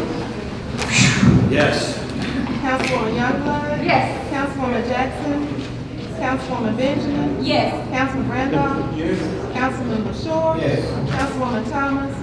Yes. Councilman Johnson? Yes. All right, back to you, Mr. Buster. Thank you. All right. I appreciate y'all taking a minute to let me come and visit with you. Sorry, this is going to be pretty mild and calm, but boring. Let's just say it. This is going to be boring. Okay. I am representing the Cemetery Preservation Group, which is a nonprofit that we have started with the idea of doing work within the cemeteries. I need written permission from the council giving us the okay, since the city owns the three cemeteries. The Old Live Oak, Lorenzo Harrison, and New Live Oak. In addition to that, because these cemeteries are over 50 years old, the state law requires that we also get a permit from the state before we do any work in the cemeteries. So, and initially we started out planning to clean grave markers, repair broken markers, level up and reinstall markers that have been knocked over, things like this that require special equipment, repair some of the brick retaining walls, which we would incorporate some, or have some brick masons and people, professionals work on this type of thing, craftsmen. However, as you'll see on the bottom of this little handout, when we first started this or had this idea, it was before the layoffs and before the grass started growing. Now that has gotten into the spotlight, on the bottom here you'll see that we mentioned an idea that we feel like would work to have church groups or scout groups or whatever adopt a section of the cemetery and help cut the grass in that section for the remainder of the summer, until such time that the city is able to bring the workers back. Just to try to alleviate some of the pressure, because there are tourists that visit the cemeteries almost daily And of course, there's citizens that have loved ones buried out there, and they visit them too. And we know Father's Day, of course, we've had Mother's Day, now we're having Father's Day. They're gonna have to fight the snakes and the whatever else to get out there in some places. So we feel like somebody could have a program to let organizations adopt a section of the cemetery and maintain grass. We're not necessarily saying that's where we specialize. We're certainly willing to do it if the council wants us to. We will manage a program like that. Initially, we're going to do more of the heavy lifting stuff, the stuff that requires specialized talents or equipment and things like that the city workers would not have access to. But if we can help as far as the volunteer groups to help cut the grass, if we can help organize that, we're happy to do that as well. But primarily, we need written permission from the council giving us the okay to proceed and work on these cemeteries to help clean them up, fix them up, do the repairs, and at that point, we'll get the state permits that are required and move forward. Councilwoman. Thank you, Mr. Vice so much. Thank you. For warning, once again, we have another citizen up here that wants to enhance our city. And my only concern is number 5 and your almost last statement. We would also like to erect a small sign at each cemetery to inform people of our involvement. If you could tell us what that signage is gonna be, because you know this is sacred territory. Certainly. And families are out there. Right. Our family members are out there, and we don't want the wrong sign No, to go I up can about certainly. anything. So if you could give us the verbiage of the sign, not now, but you know, show it to us later. So We would can know. certainly, yeah, we would certainly propose that or let you approve it before we did it.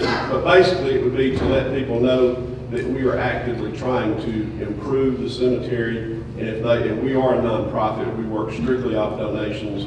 If they want to contribute, or if we're also doing this volunteer grass cutting, if they want to volunteer for that, we'd just like to let them know that who we are and how to get in touch with us. Can I say that I'm 1,000% off the radar elated about 1 through 7 that you have given? I'm 1,000% elated. So thank you, for helping us in places that we've been trying to get some work done.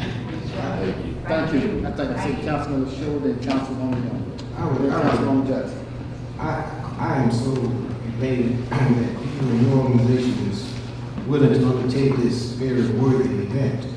I would recommend, Mr. President, that he give the wedding our attorney fashion a permit of the agreement that would be acceptable to us and to them, and let's move forward with this. That'll be my recommendation. We will. Thank you. Councilwoman Young. Thank you, Mr. President. And I think that a lot of people don't realize, most people don't realize that these cemeteries, the City of Selma cemeteries, when they buy a plot there and when they have their loved ones interred there, the city is not required to provide perpetual care. We just always do that. That's just something we've done. It's kind of one of those things. This is one of the Harlem Renaissance terms, but when customs become laws, that's sort of one of the things we've fallen into a lot of those lately. But we are just accustomed to the city providing that perpetual care, but it's stopped because we aren't able to provide it right now. We've always provided it, but that's not what you're signing on for when you buy a plot out there. For an agency such as this to help us is, well, we're batting 1,000 on that, you know, this opportunity. Another thing, just is something I found out actually just recently through this organization, just trying to find out a little bit about them and what they do. I thought that our cemeteries were somewhat segregated, and I guess they are somewhat, but I have learned that in Old Live Oak, I love cemeteries anyway. I knew that there were that there was some integration in some of our cemeteries. But is a Jewish parts. There were some Jewish people interred at the Lorenzo Harrison Cemetery. Our cemeteries are not segregated. So that is, certainly not totally. Yes, I think that's been an eye opener and something for me. For me too. I didn't realize, but originally, the way I understand it, Old Live Oak was purchased originally. Then the Lorenzo Harrison Cemetery was purchased after that one began to fill up or whatever. And then after that, Old Live Oak was added on to, and then New Live Oak. So, but I even understand, or I believe Tommy can help confirm. I understand there's 40 Union soldiers or so buried out at Lorenzo Harrison, I believe. So it's quite a diverse. All of them are very diverse. That was really interesting. Yeah. Late here, so. Yeah, there's a lot of history there that needs to be brought out and enhanced and everybody made aware of. Let me also mention briefly, President Bowie, that this is going to take several years for the work that we expect to do. It's not going to happen in 6 months. It's going to take several, 2, 3, 4 years probably. But we're committed to doing this if the city will allow us the opportunity. I think the discussion, Councilwoman Jackson, and then we'll call for the vote. Thank you to you and your organization for being willing to assist the city of Selma in this much needed area. I concur with our colleague and Councilman Shuren that we need to ensure that the public-private partnership we're developing is looked over by our attorney. Sure. You also everyone come to a full agreement. I think that would be beneficial to us all, and I look forward to the partnership. Thank you. Thank you. Councilman Randolph. So you talking about cleaning all these cemeteries? Right, we're talking about cleaning all of the grave. We initially started out with cleaning grave markers, repair those that are broken, stand up the ones that have fallen over.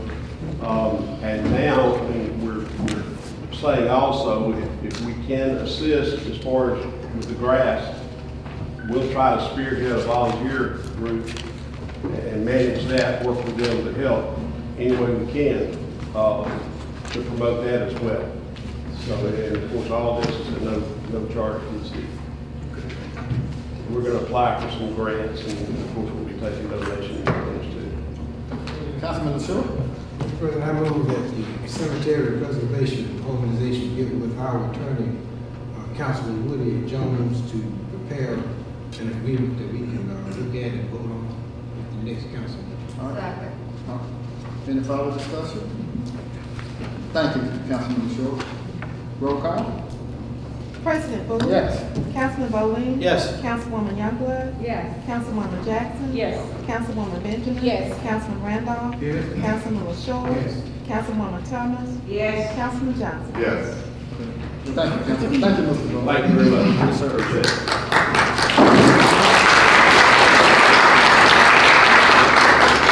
All right, our last item of tonight, then, I'll call for adjournment, Ms. Bonita Wade.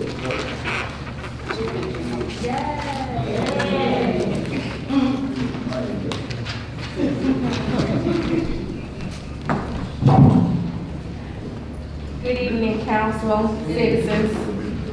I think where I left off in doing the report is April. So I'll start there and I'll try to be brief. Please. And in the words of Attorney Nunn.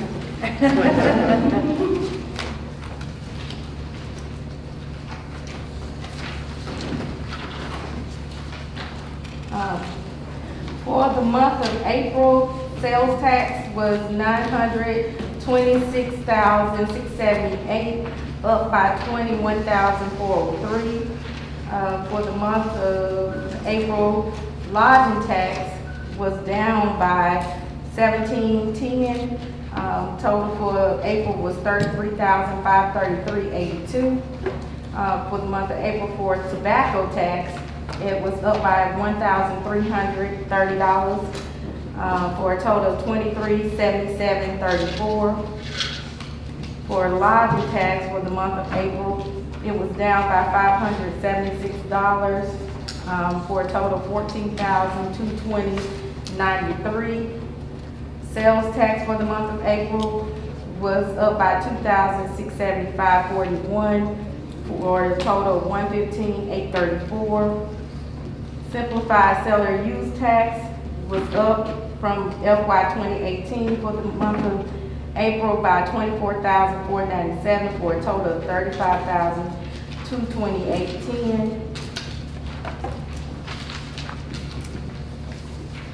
Because I don't have the budget performance report for April 2019 right in front of me, I'll just go over May, and then we'll discuss what the totals were for that month.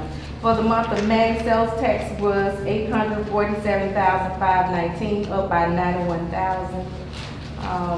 So far, year to date, we're increased by sales tax by a total of $51,082. For lodging tax for the month of May, it's up by $3,148, for a total of $31,223. The overall decrease for the year to date is $14,302. For the month of May, tobacco tax was up by $9,736, for a total of $28,216.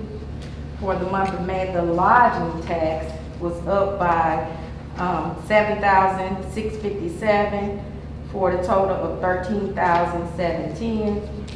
Half-cent sales tax was up by $11,003, for a total of $105,939.97. Overall increase for the half-cent tax that was collected for the year to date was $5,805. Council, if I could just go back over and just before I get in and talk about the total expenditures year to date and for the month of May. Just wanted to kind of rehash what I just said. The overall sales tax is up by $51,000. This is a good sign for our economy. I mean, we're not completing the year, but to say we're all $51,000 is outstanding. Lodging tax, we have been down. Of course, you know, we don't have the St. James, but there's other factors involved. We may not have gotten a large intake for Jubilee this year for whatever reason. That may have had some effect, but it does matter when we do have events here and we have people come to town, so we want to increase our visit. We want people to come to Selma, so we want to continue to create that positive image because it does affect the revenue that comes here. Tobacco tax is up by $21,000, and that's great, overall year to date. Lodging tax is up by $17,000 year to date. And as again I said earlier, the sales tax is up by $5,805. And of course, we are finally getting our simplified seller's use tax, and it's up by $112,529 year to date, and that's outstanding. So that's and if there are any questions on that before I move forward. Great job. Absolutely. Councilwoman. Just so elated that you're back. Thank you. I feel a little bit better with having you back in the seat that you belong in. I wanted to ask you, did you say that lodging was down for the month of April? Let's go back here. Yeah, for the month of April, it's down by 17%. Does it include all the March events, or does it go from March 20th to April 20th?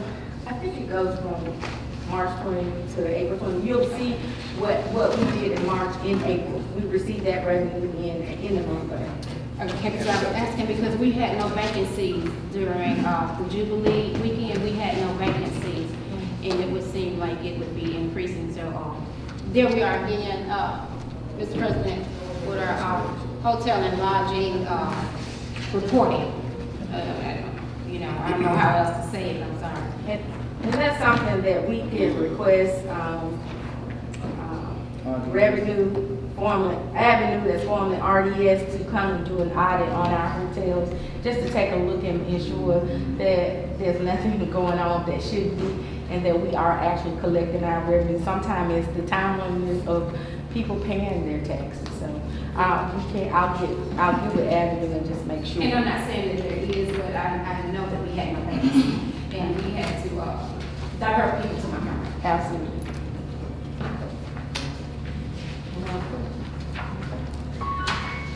So when we take a look at the budget performance report, that just tells how the city is performing, what they're spending, how they are month to date, and as well as how much, where we are year to date.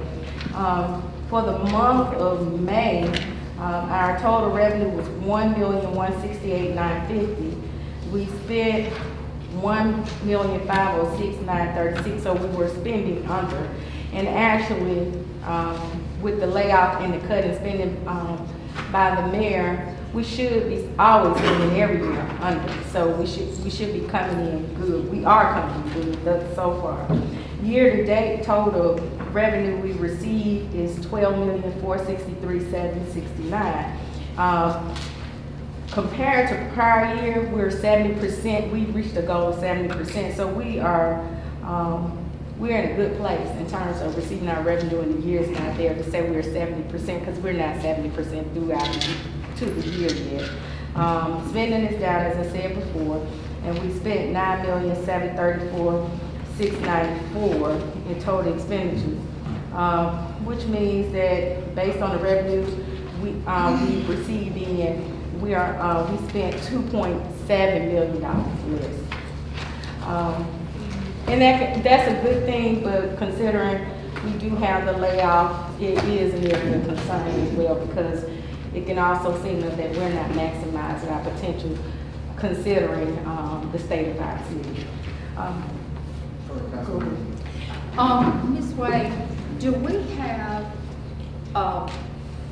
a number of people who have retired since the layoff? I'm sure that there are people who were laid off who were in fact, I know of several who were eligible for retirement who have since retired. Do we have the numbers? I don't have the numbers. I can get that information from HR and forward it to you. But based on what I know, there's a lot of people that have since retired as a result of the layoff. So I will get that information to you. One thing that I want to draw your attention to is our bank account.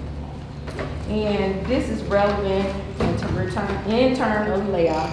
As I said to you all in the work session, the city, in my opinion, was never broke. There has always been a cash flow issue, and I've said that in several memos, several conversations with you all collectively and individually.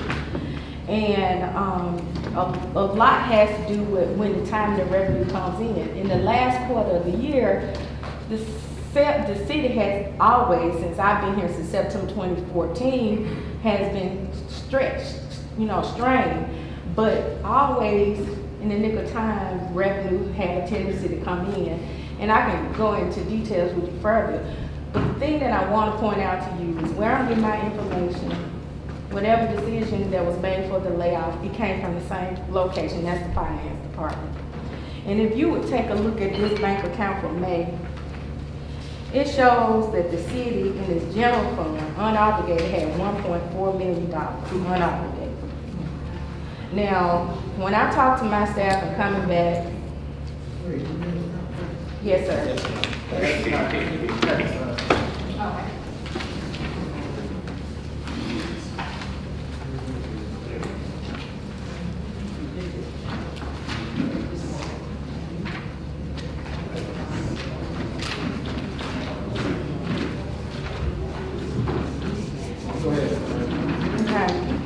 And so, I want to make sure I'm saying that correctly. So let me just bring it back over this. Well, for this month, it's 875. Previously 1.4 million. But what I want to say to you about this is, we did a large scale layoff. And that was in the middle of November. From based on my finance staff, January, all the bills were paid.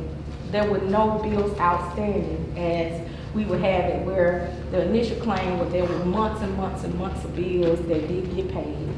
We still had continual bills coming up, but all those bills got paid. If based on my calculation or estimation, when you talk about what the effect that those employees had on payroll, on average, it was probably about 20-some thousand additional every 2 weeks for payroll. So we'll say roughly about $40,000. So you just say that was in the middle of November, that's 20,000. And then you have December, that's 40,000, $60,000. Now, when you look at that and you say that you had a savings of approximately $60,000 and you had millions of dollars back in bills, there is no way that layoff was enough to cover where the bills and expenses that were outstanding. So it goes back to the point that I made. They should have never been laid off. If you check any municipality, last alternative is do a layoff. The first thing they're gonna look at is how can we furlough? How can we cut maybe some hours for that, but not lay off employees for this? So there's no way I can say again $60,000 and $1 million behind the bills. Goes back to the issue of saying that we could not meet payroll. And there was a panic that was created across this city because the city could not meet payroll. Well, if the city couldn't meet payroll, and Councilwoman Benjamin, President Bowie, you were present when there was an attempt to call and borrow money. But miraculously, Councilman LaShaw, when you talk about miracle money, it showed up to cover payroll. Inexplainable. Maybe there was no new technique done downstairs. We do as we always do. We have several pots of general fund money, unobligated. And when it's unobligated, and we have a strain on payroll, we pull money from different unobligated pools of money. And we use that to cover our payroll. Maybe there was an issue with it. Maybe we needed $18,000 for the Brown YMCA, but they had ample enough time to contact council and say this is what our needs are. Just maybe, but maybe that didn't exist. I wasn't there, so I can't vouch for that. But I just say if you do the math, you'll know that that was fugazi. So my thing is, whatever information you give, I try to make sure that I can back it up and substantiate whatever I say. I don't know what information was used to make the decisions that were made for the city. But what I will say is my information comes directly from the finance department, and it comes from my staff. Any information is used, obtained, is from the New World Financial Software System. So should this happen or occur again, I would like to recommend you all sit down and have detailed information and information that's substantiated rather than a memo with somebody telling you we are in trouble. And if you take this package that you get every year, every month, you'll be able to go back and ask the right questions that will substantiate whether or not we're in trouble. Every city, there's a lot of cities. I heard saying we only have $675 in a reserve. That was money, cash left to keep the bank account open and cover bank charges for when we initially tried to establish a reserve under Evans administration. But what happened was K-bins came out. So the reserves that you did have, they were used for the purpose of those K-bins. I would also recommend that before we go and say we got to purchase new equipment, there's a thing that we did under the Evans administration, and that was called improvise. We contacted the state, as Councilwoman Thomas did. We contacted other municipalities, as Councilwoman Jackson did. And we found other areas to do with little to much come.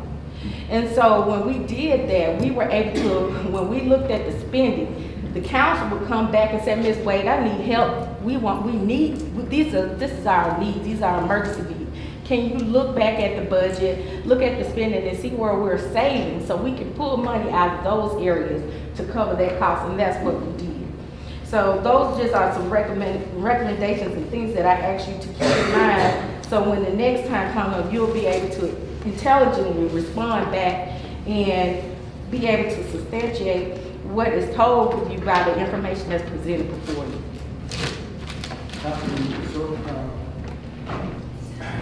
I hear you, Ms. Wade, but now, what is your answer to our audit report? Our audit report indicated that we should have at least 90 days of reserve funding, and we only had 26, which gave the indication that we were in financial trouble. So what you say about that? My response is simply this: I agree with the auditor, but you have been operating over 2 decades the same way, and I'm not saying that it's correct, but you have to decide as council what's more important: lay off people and the economy suffers, your credit go down, or to continue on and try to survive with what we have. So that's the truth. We do need reserve. We have attempted reserve, but when our needs become a priority, we have to put it aside.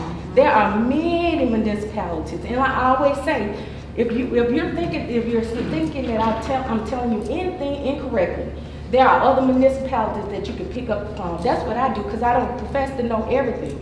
But I consult with other finance directors like Barry Crabb, the finance director for the city of Montgomery. I call Prattville.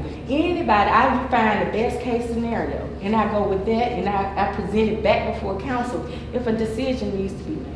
I'm not questioning your expertise, but you're the one that has the education experience to deal with the numbers. But at the same time, I am a student enough to read audit reports and to know that there are indicators when there are some serious problems that we have. I know you haven't been back for long enough, but could you, are you willing to go on record to say what our outlook would be for the audit that's being undertaken now? Would that improve? At this point, I can't answer you, Councilman Shore, because for 8 months I've been out of the office. I can't get. I'm trying to comb through and decipher what was done, trying to correct errors. So, but Councilman Shore, what I will say, if you just looked at the numbers that we have here, based on the numbers, provided that they are accurate and correct in the system, it shows that there are some improvements with the city. I mean, maybe not significant, but enough. Right, based. Right. But at the same time, you gotta understand, we only register what is given to us. And in the month of October, I want to remind our colleagues that we received a communication that we had, I think, $2,000 in our general fund and $1.5 million in debt, and only expecting $800,000. So that would, in my opinion, be a long for concern. It would, it is true. Well, that was true. I'm not here to debate whether it was. I'm just letting you know what we received. But now, while I got the floor, let me ask you a question. On restitution, is there any way that you can get us a balance into what is owed by these people that is owed the city restitution? I see the line of payments, but what is their final indebtedness to the city? I will check with Woody, because this is results of a legal matter, right, and see how we can find out what their balance was due, and as opposed to what they've been paying. Okay. And one final question. The gas cutting monies, I was under the impression that it would be coming from the Public Works General Services budget. Is that true? Somebody told me it's coming from the gas tax. The grass cutting, no, it's coming from general fund, general government.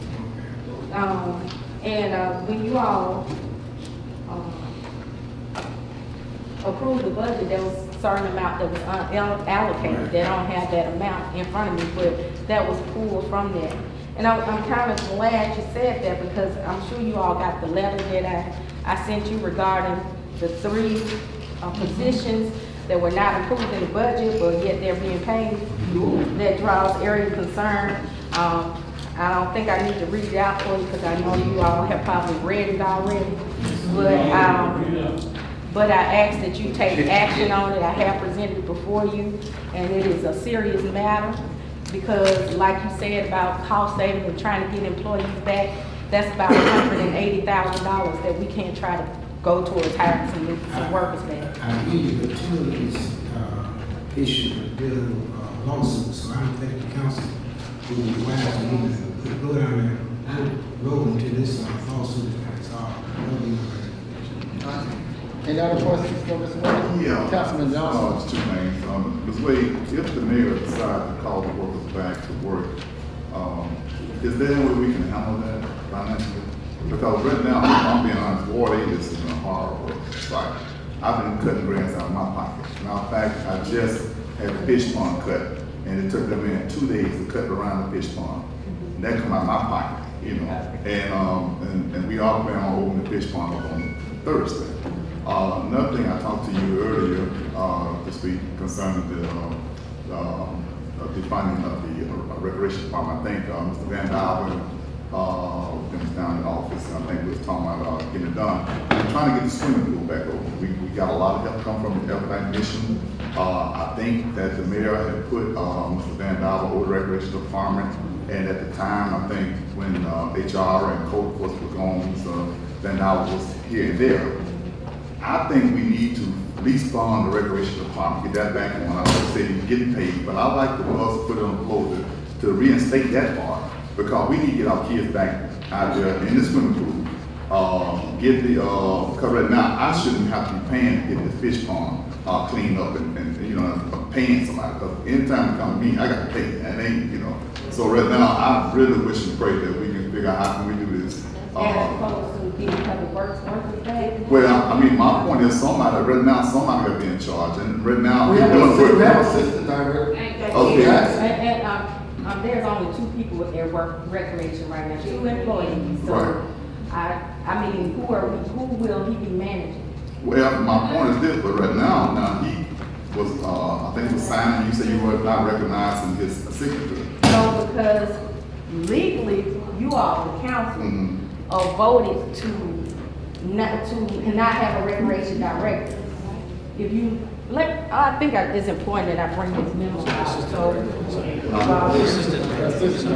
Right, the assistant, my request was to have Terry Jackson, who's the assistant director that's been running the program, since you all been out now, and whom I assume take the responsibility of, day-to-day operation. And so that's why I with Councilman LaShore there, who agreed that he was taken out of the budget, I told him that you're asking me to make a check payable to you for cash to give to the umpires, and you're not legally on the budget to be a recreation director. I don't know which direction to go on that. I need guidance. Okay, now, but you mentioned to me also that the mayor, I think he was the one that appointed Van Dyke as the director. But I know that the council defunded it. What I said to you is I consulted with the legal municipality, and the attorney, Rob Johnson, stated to me that he could be, and I think Councilwoman Jackson, you can speak on this, he can appoint whoever he wants, but as long as they're not operating in the capacity of the recreation director and being paid, he's being paid as a recreation director.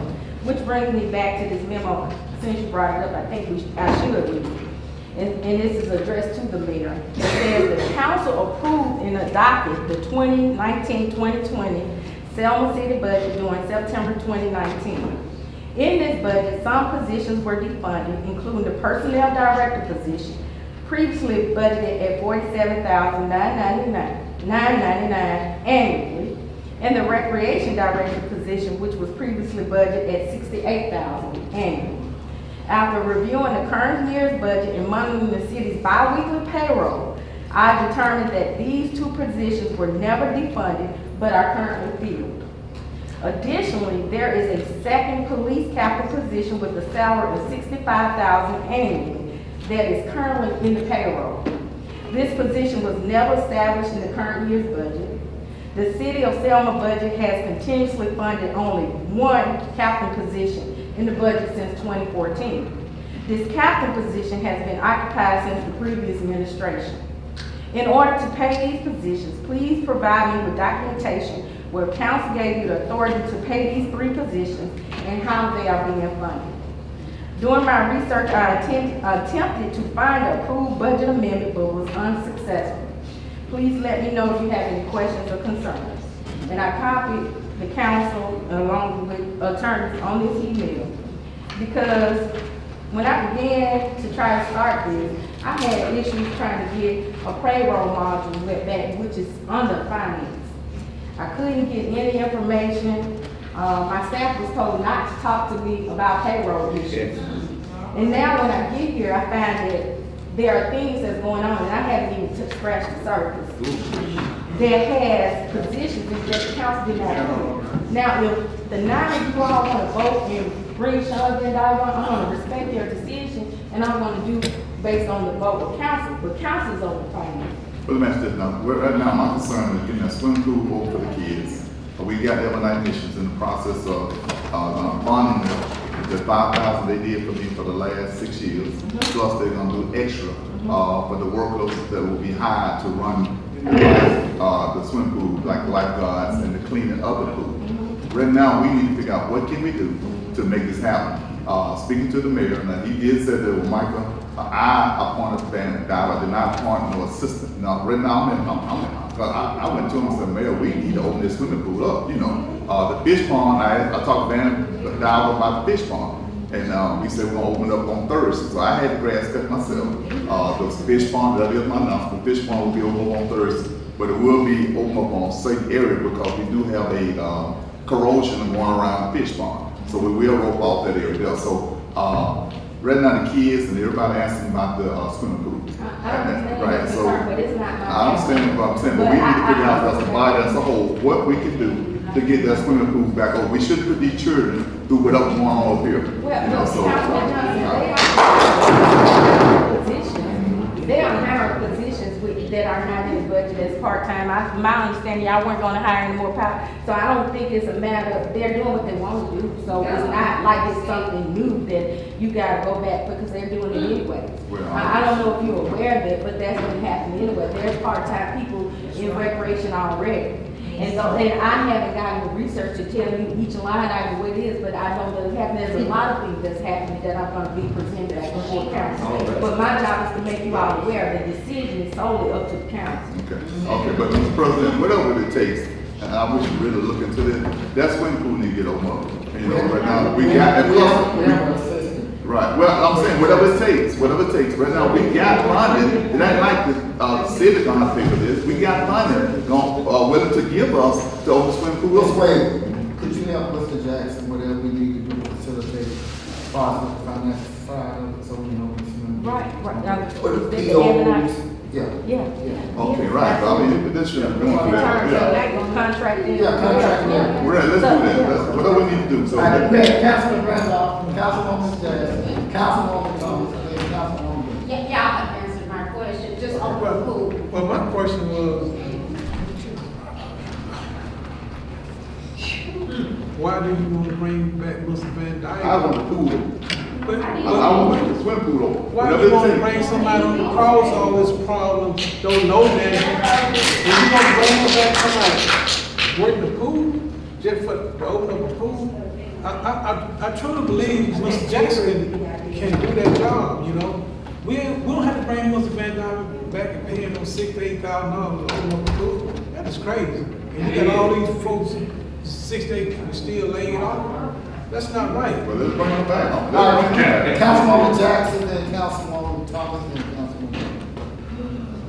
This way, thank you. Let me say this. As a woman, you understand that we wear many hats. And so I was full of compassion and my heart was overwhelmed earlier.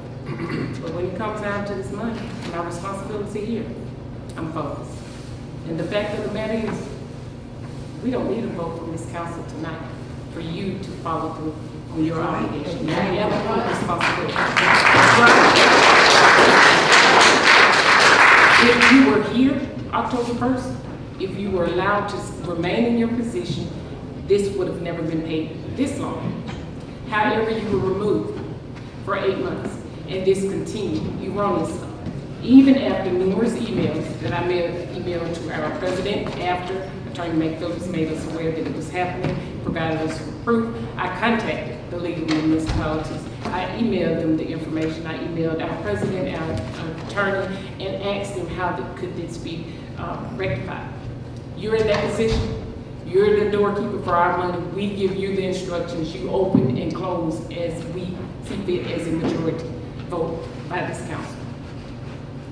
I don't care what litigations we're in right now, let the attorneys fight them. If we have to come back and pay someone, we have to do it. They paid you the entire time that you were off. I mean, if we have to come back, the fact of the matter is, we made a responsible decision based on the information, be it erroneous or not, that we were given, that our budget was strained, that we were in a dire situation, and so we decided to remove some top-level heavy positions in an effort to ensure that our budget was balanced. The mayor did the very same thing, be it erroneous information or not, with the 68 employees. I was told today that anyone that has a pen and a piece of paper can write a lawsuit.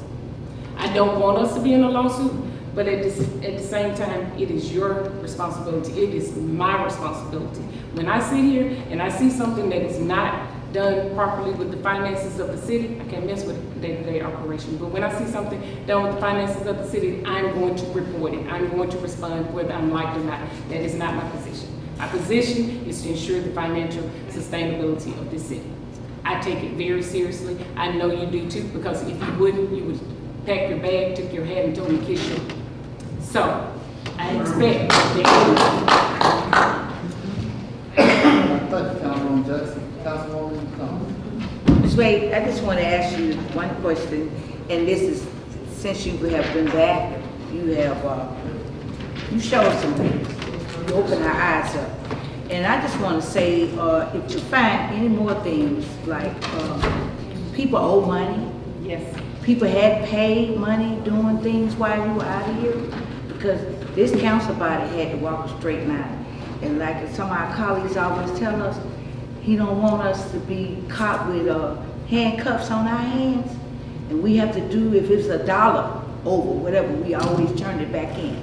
So if some things that people have used money, whatever, you got the support of the council to do what's right, because you wasn't here.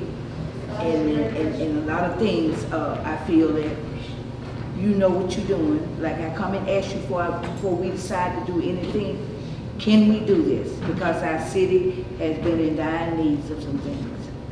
And I appreciate your help. Councilwoman, thank you, Councilwoman Thomas. Councilwoman Benjamin Short. Okay, so basically, Councilwoman, the councilwoman to my left have said basically what I wanted to say. You don't need our permission to do what's right. You're obligated to do that, and you said it from your own mouth, and you know that already. I applaud you. You got into the predicament of being at home because you said no to someone who could actually, and they were thinking they could fire you.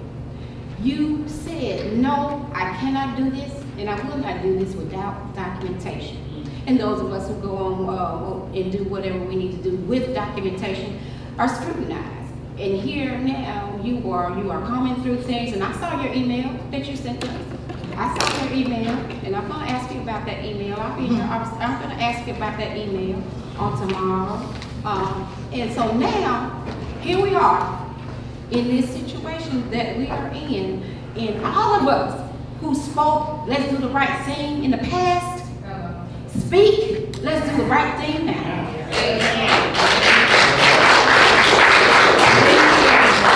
Speak it now. Speak that same language. Let us be on one accord. Let's speak that same language we spoke then, when everybody saw that it was you.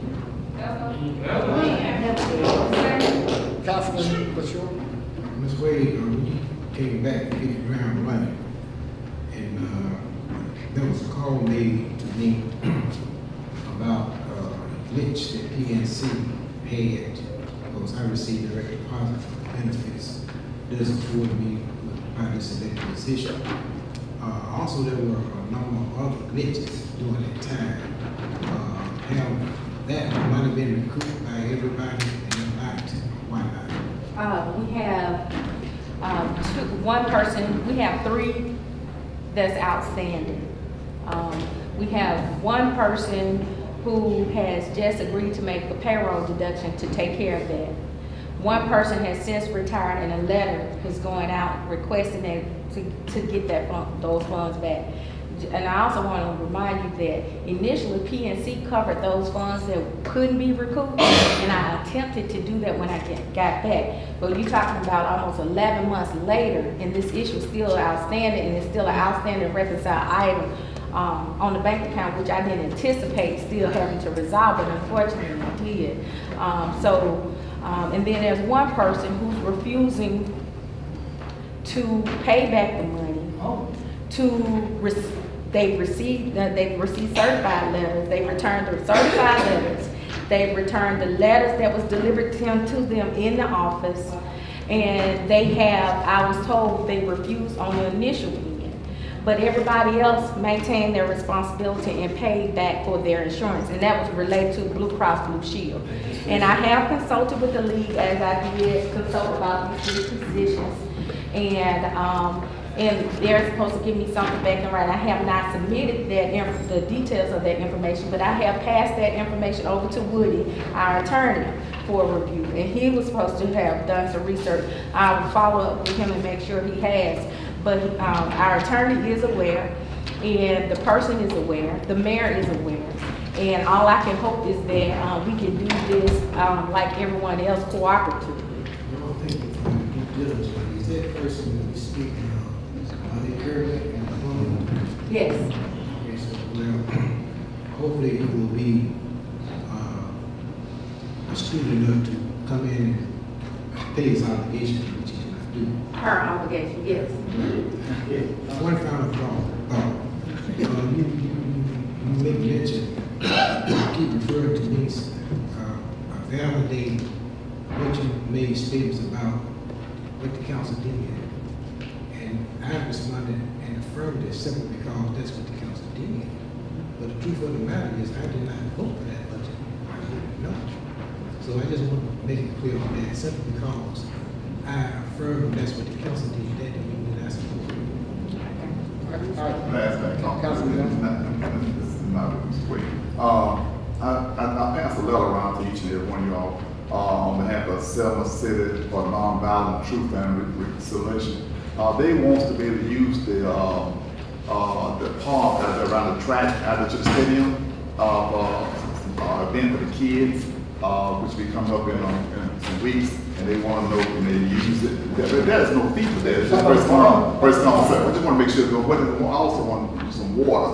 And I did talk to Terry Jackson that they're going to do a water slide and stuff out there. But it's like the water. Okay, but we will be able to get the water fixed out there. I think there's a pipe out there.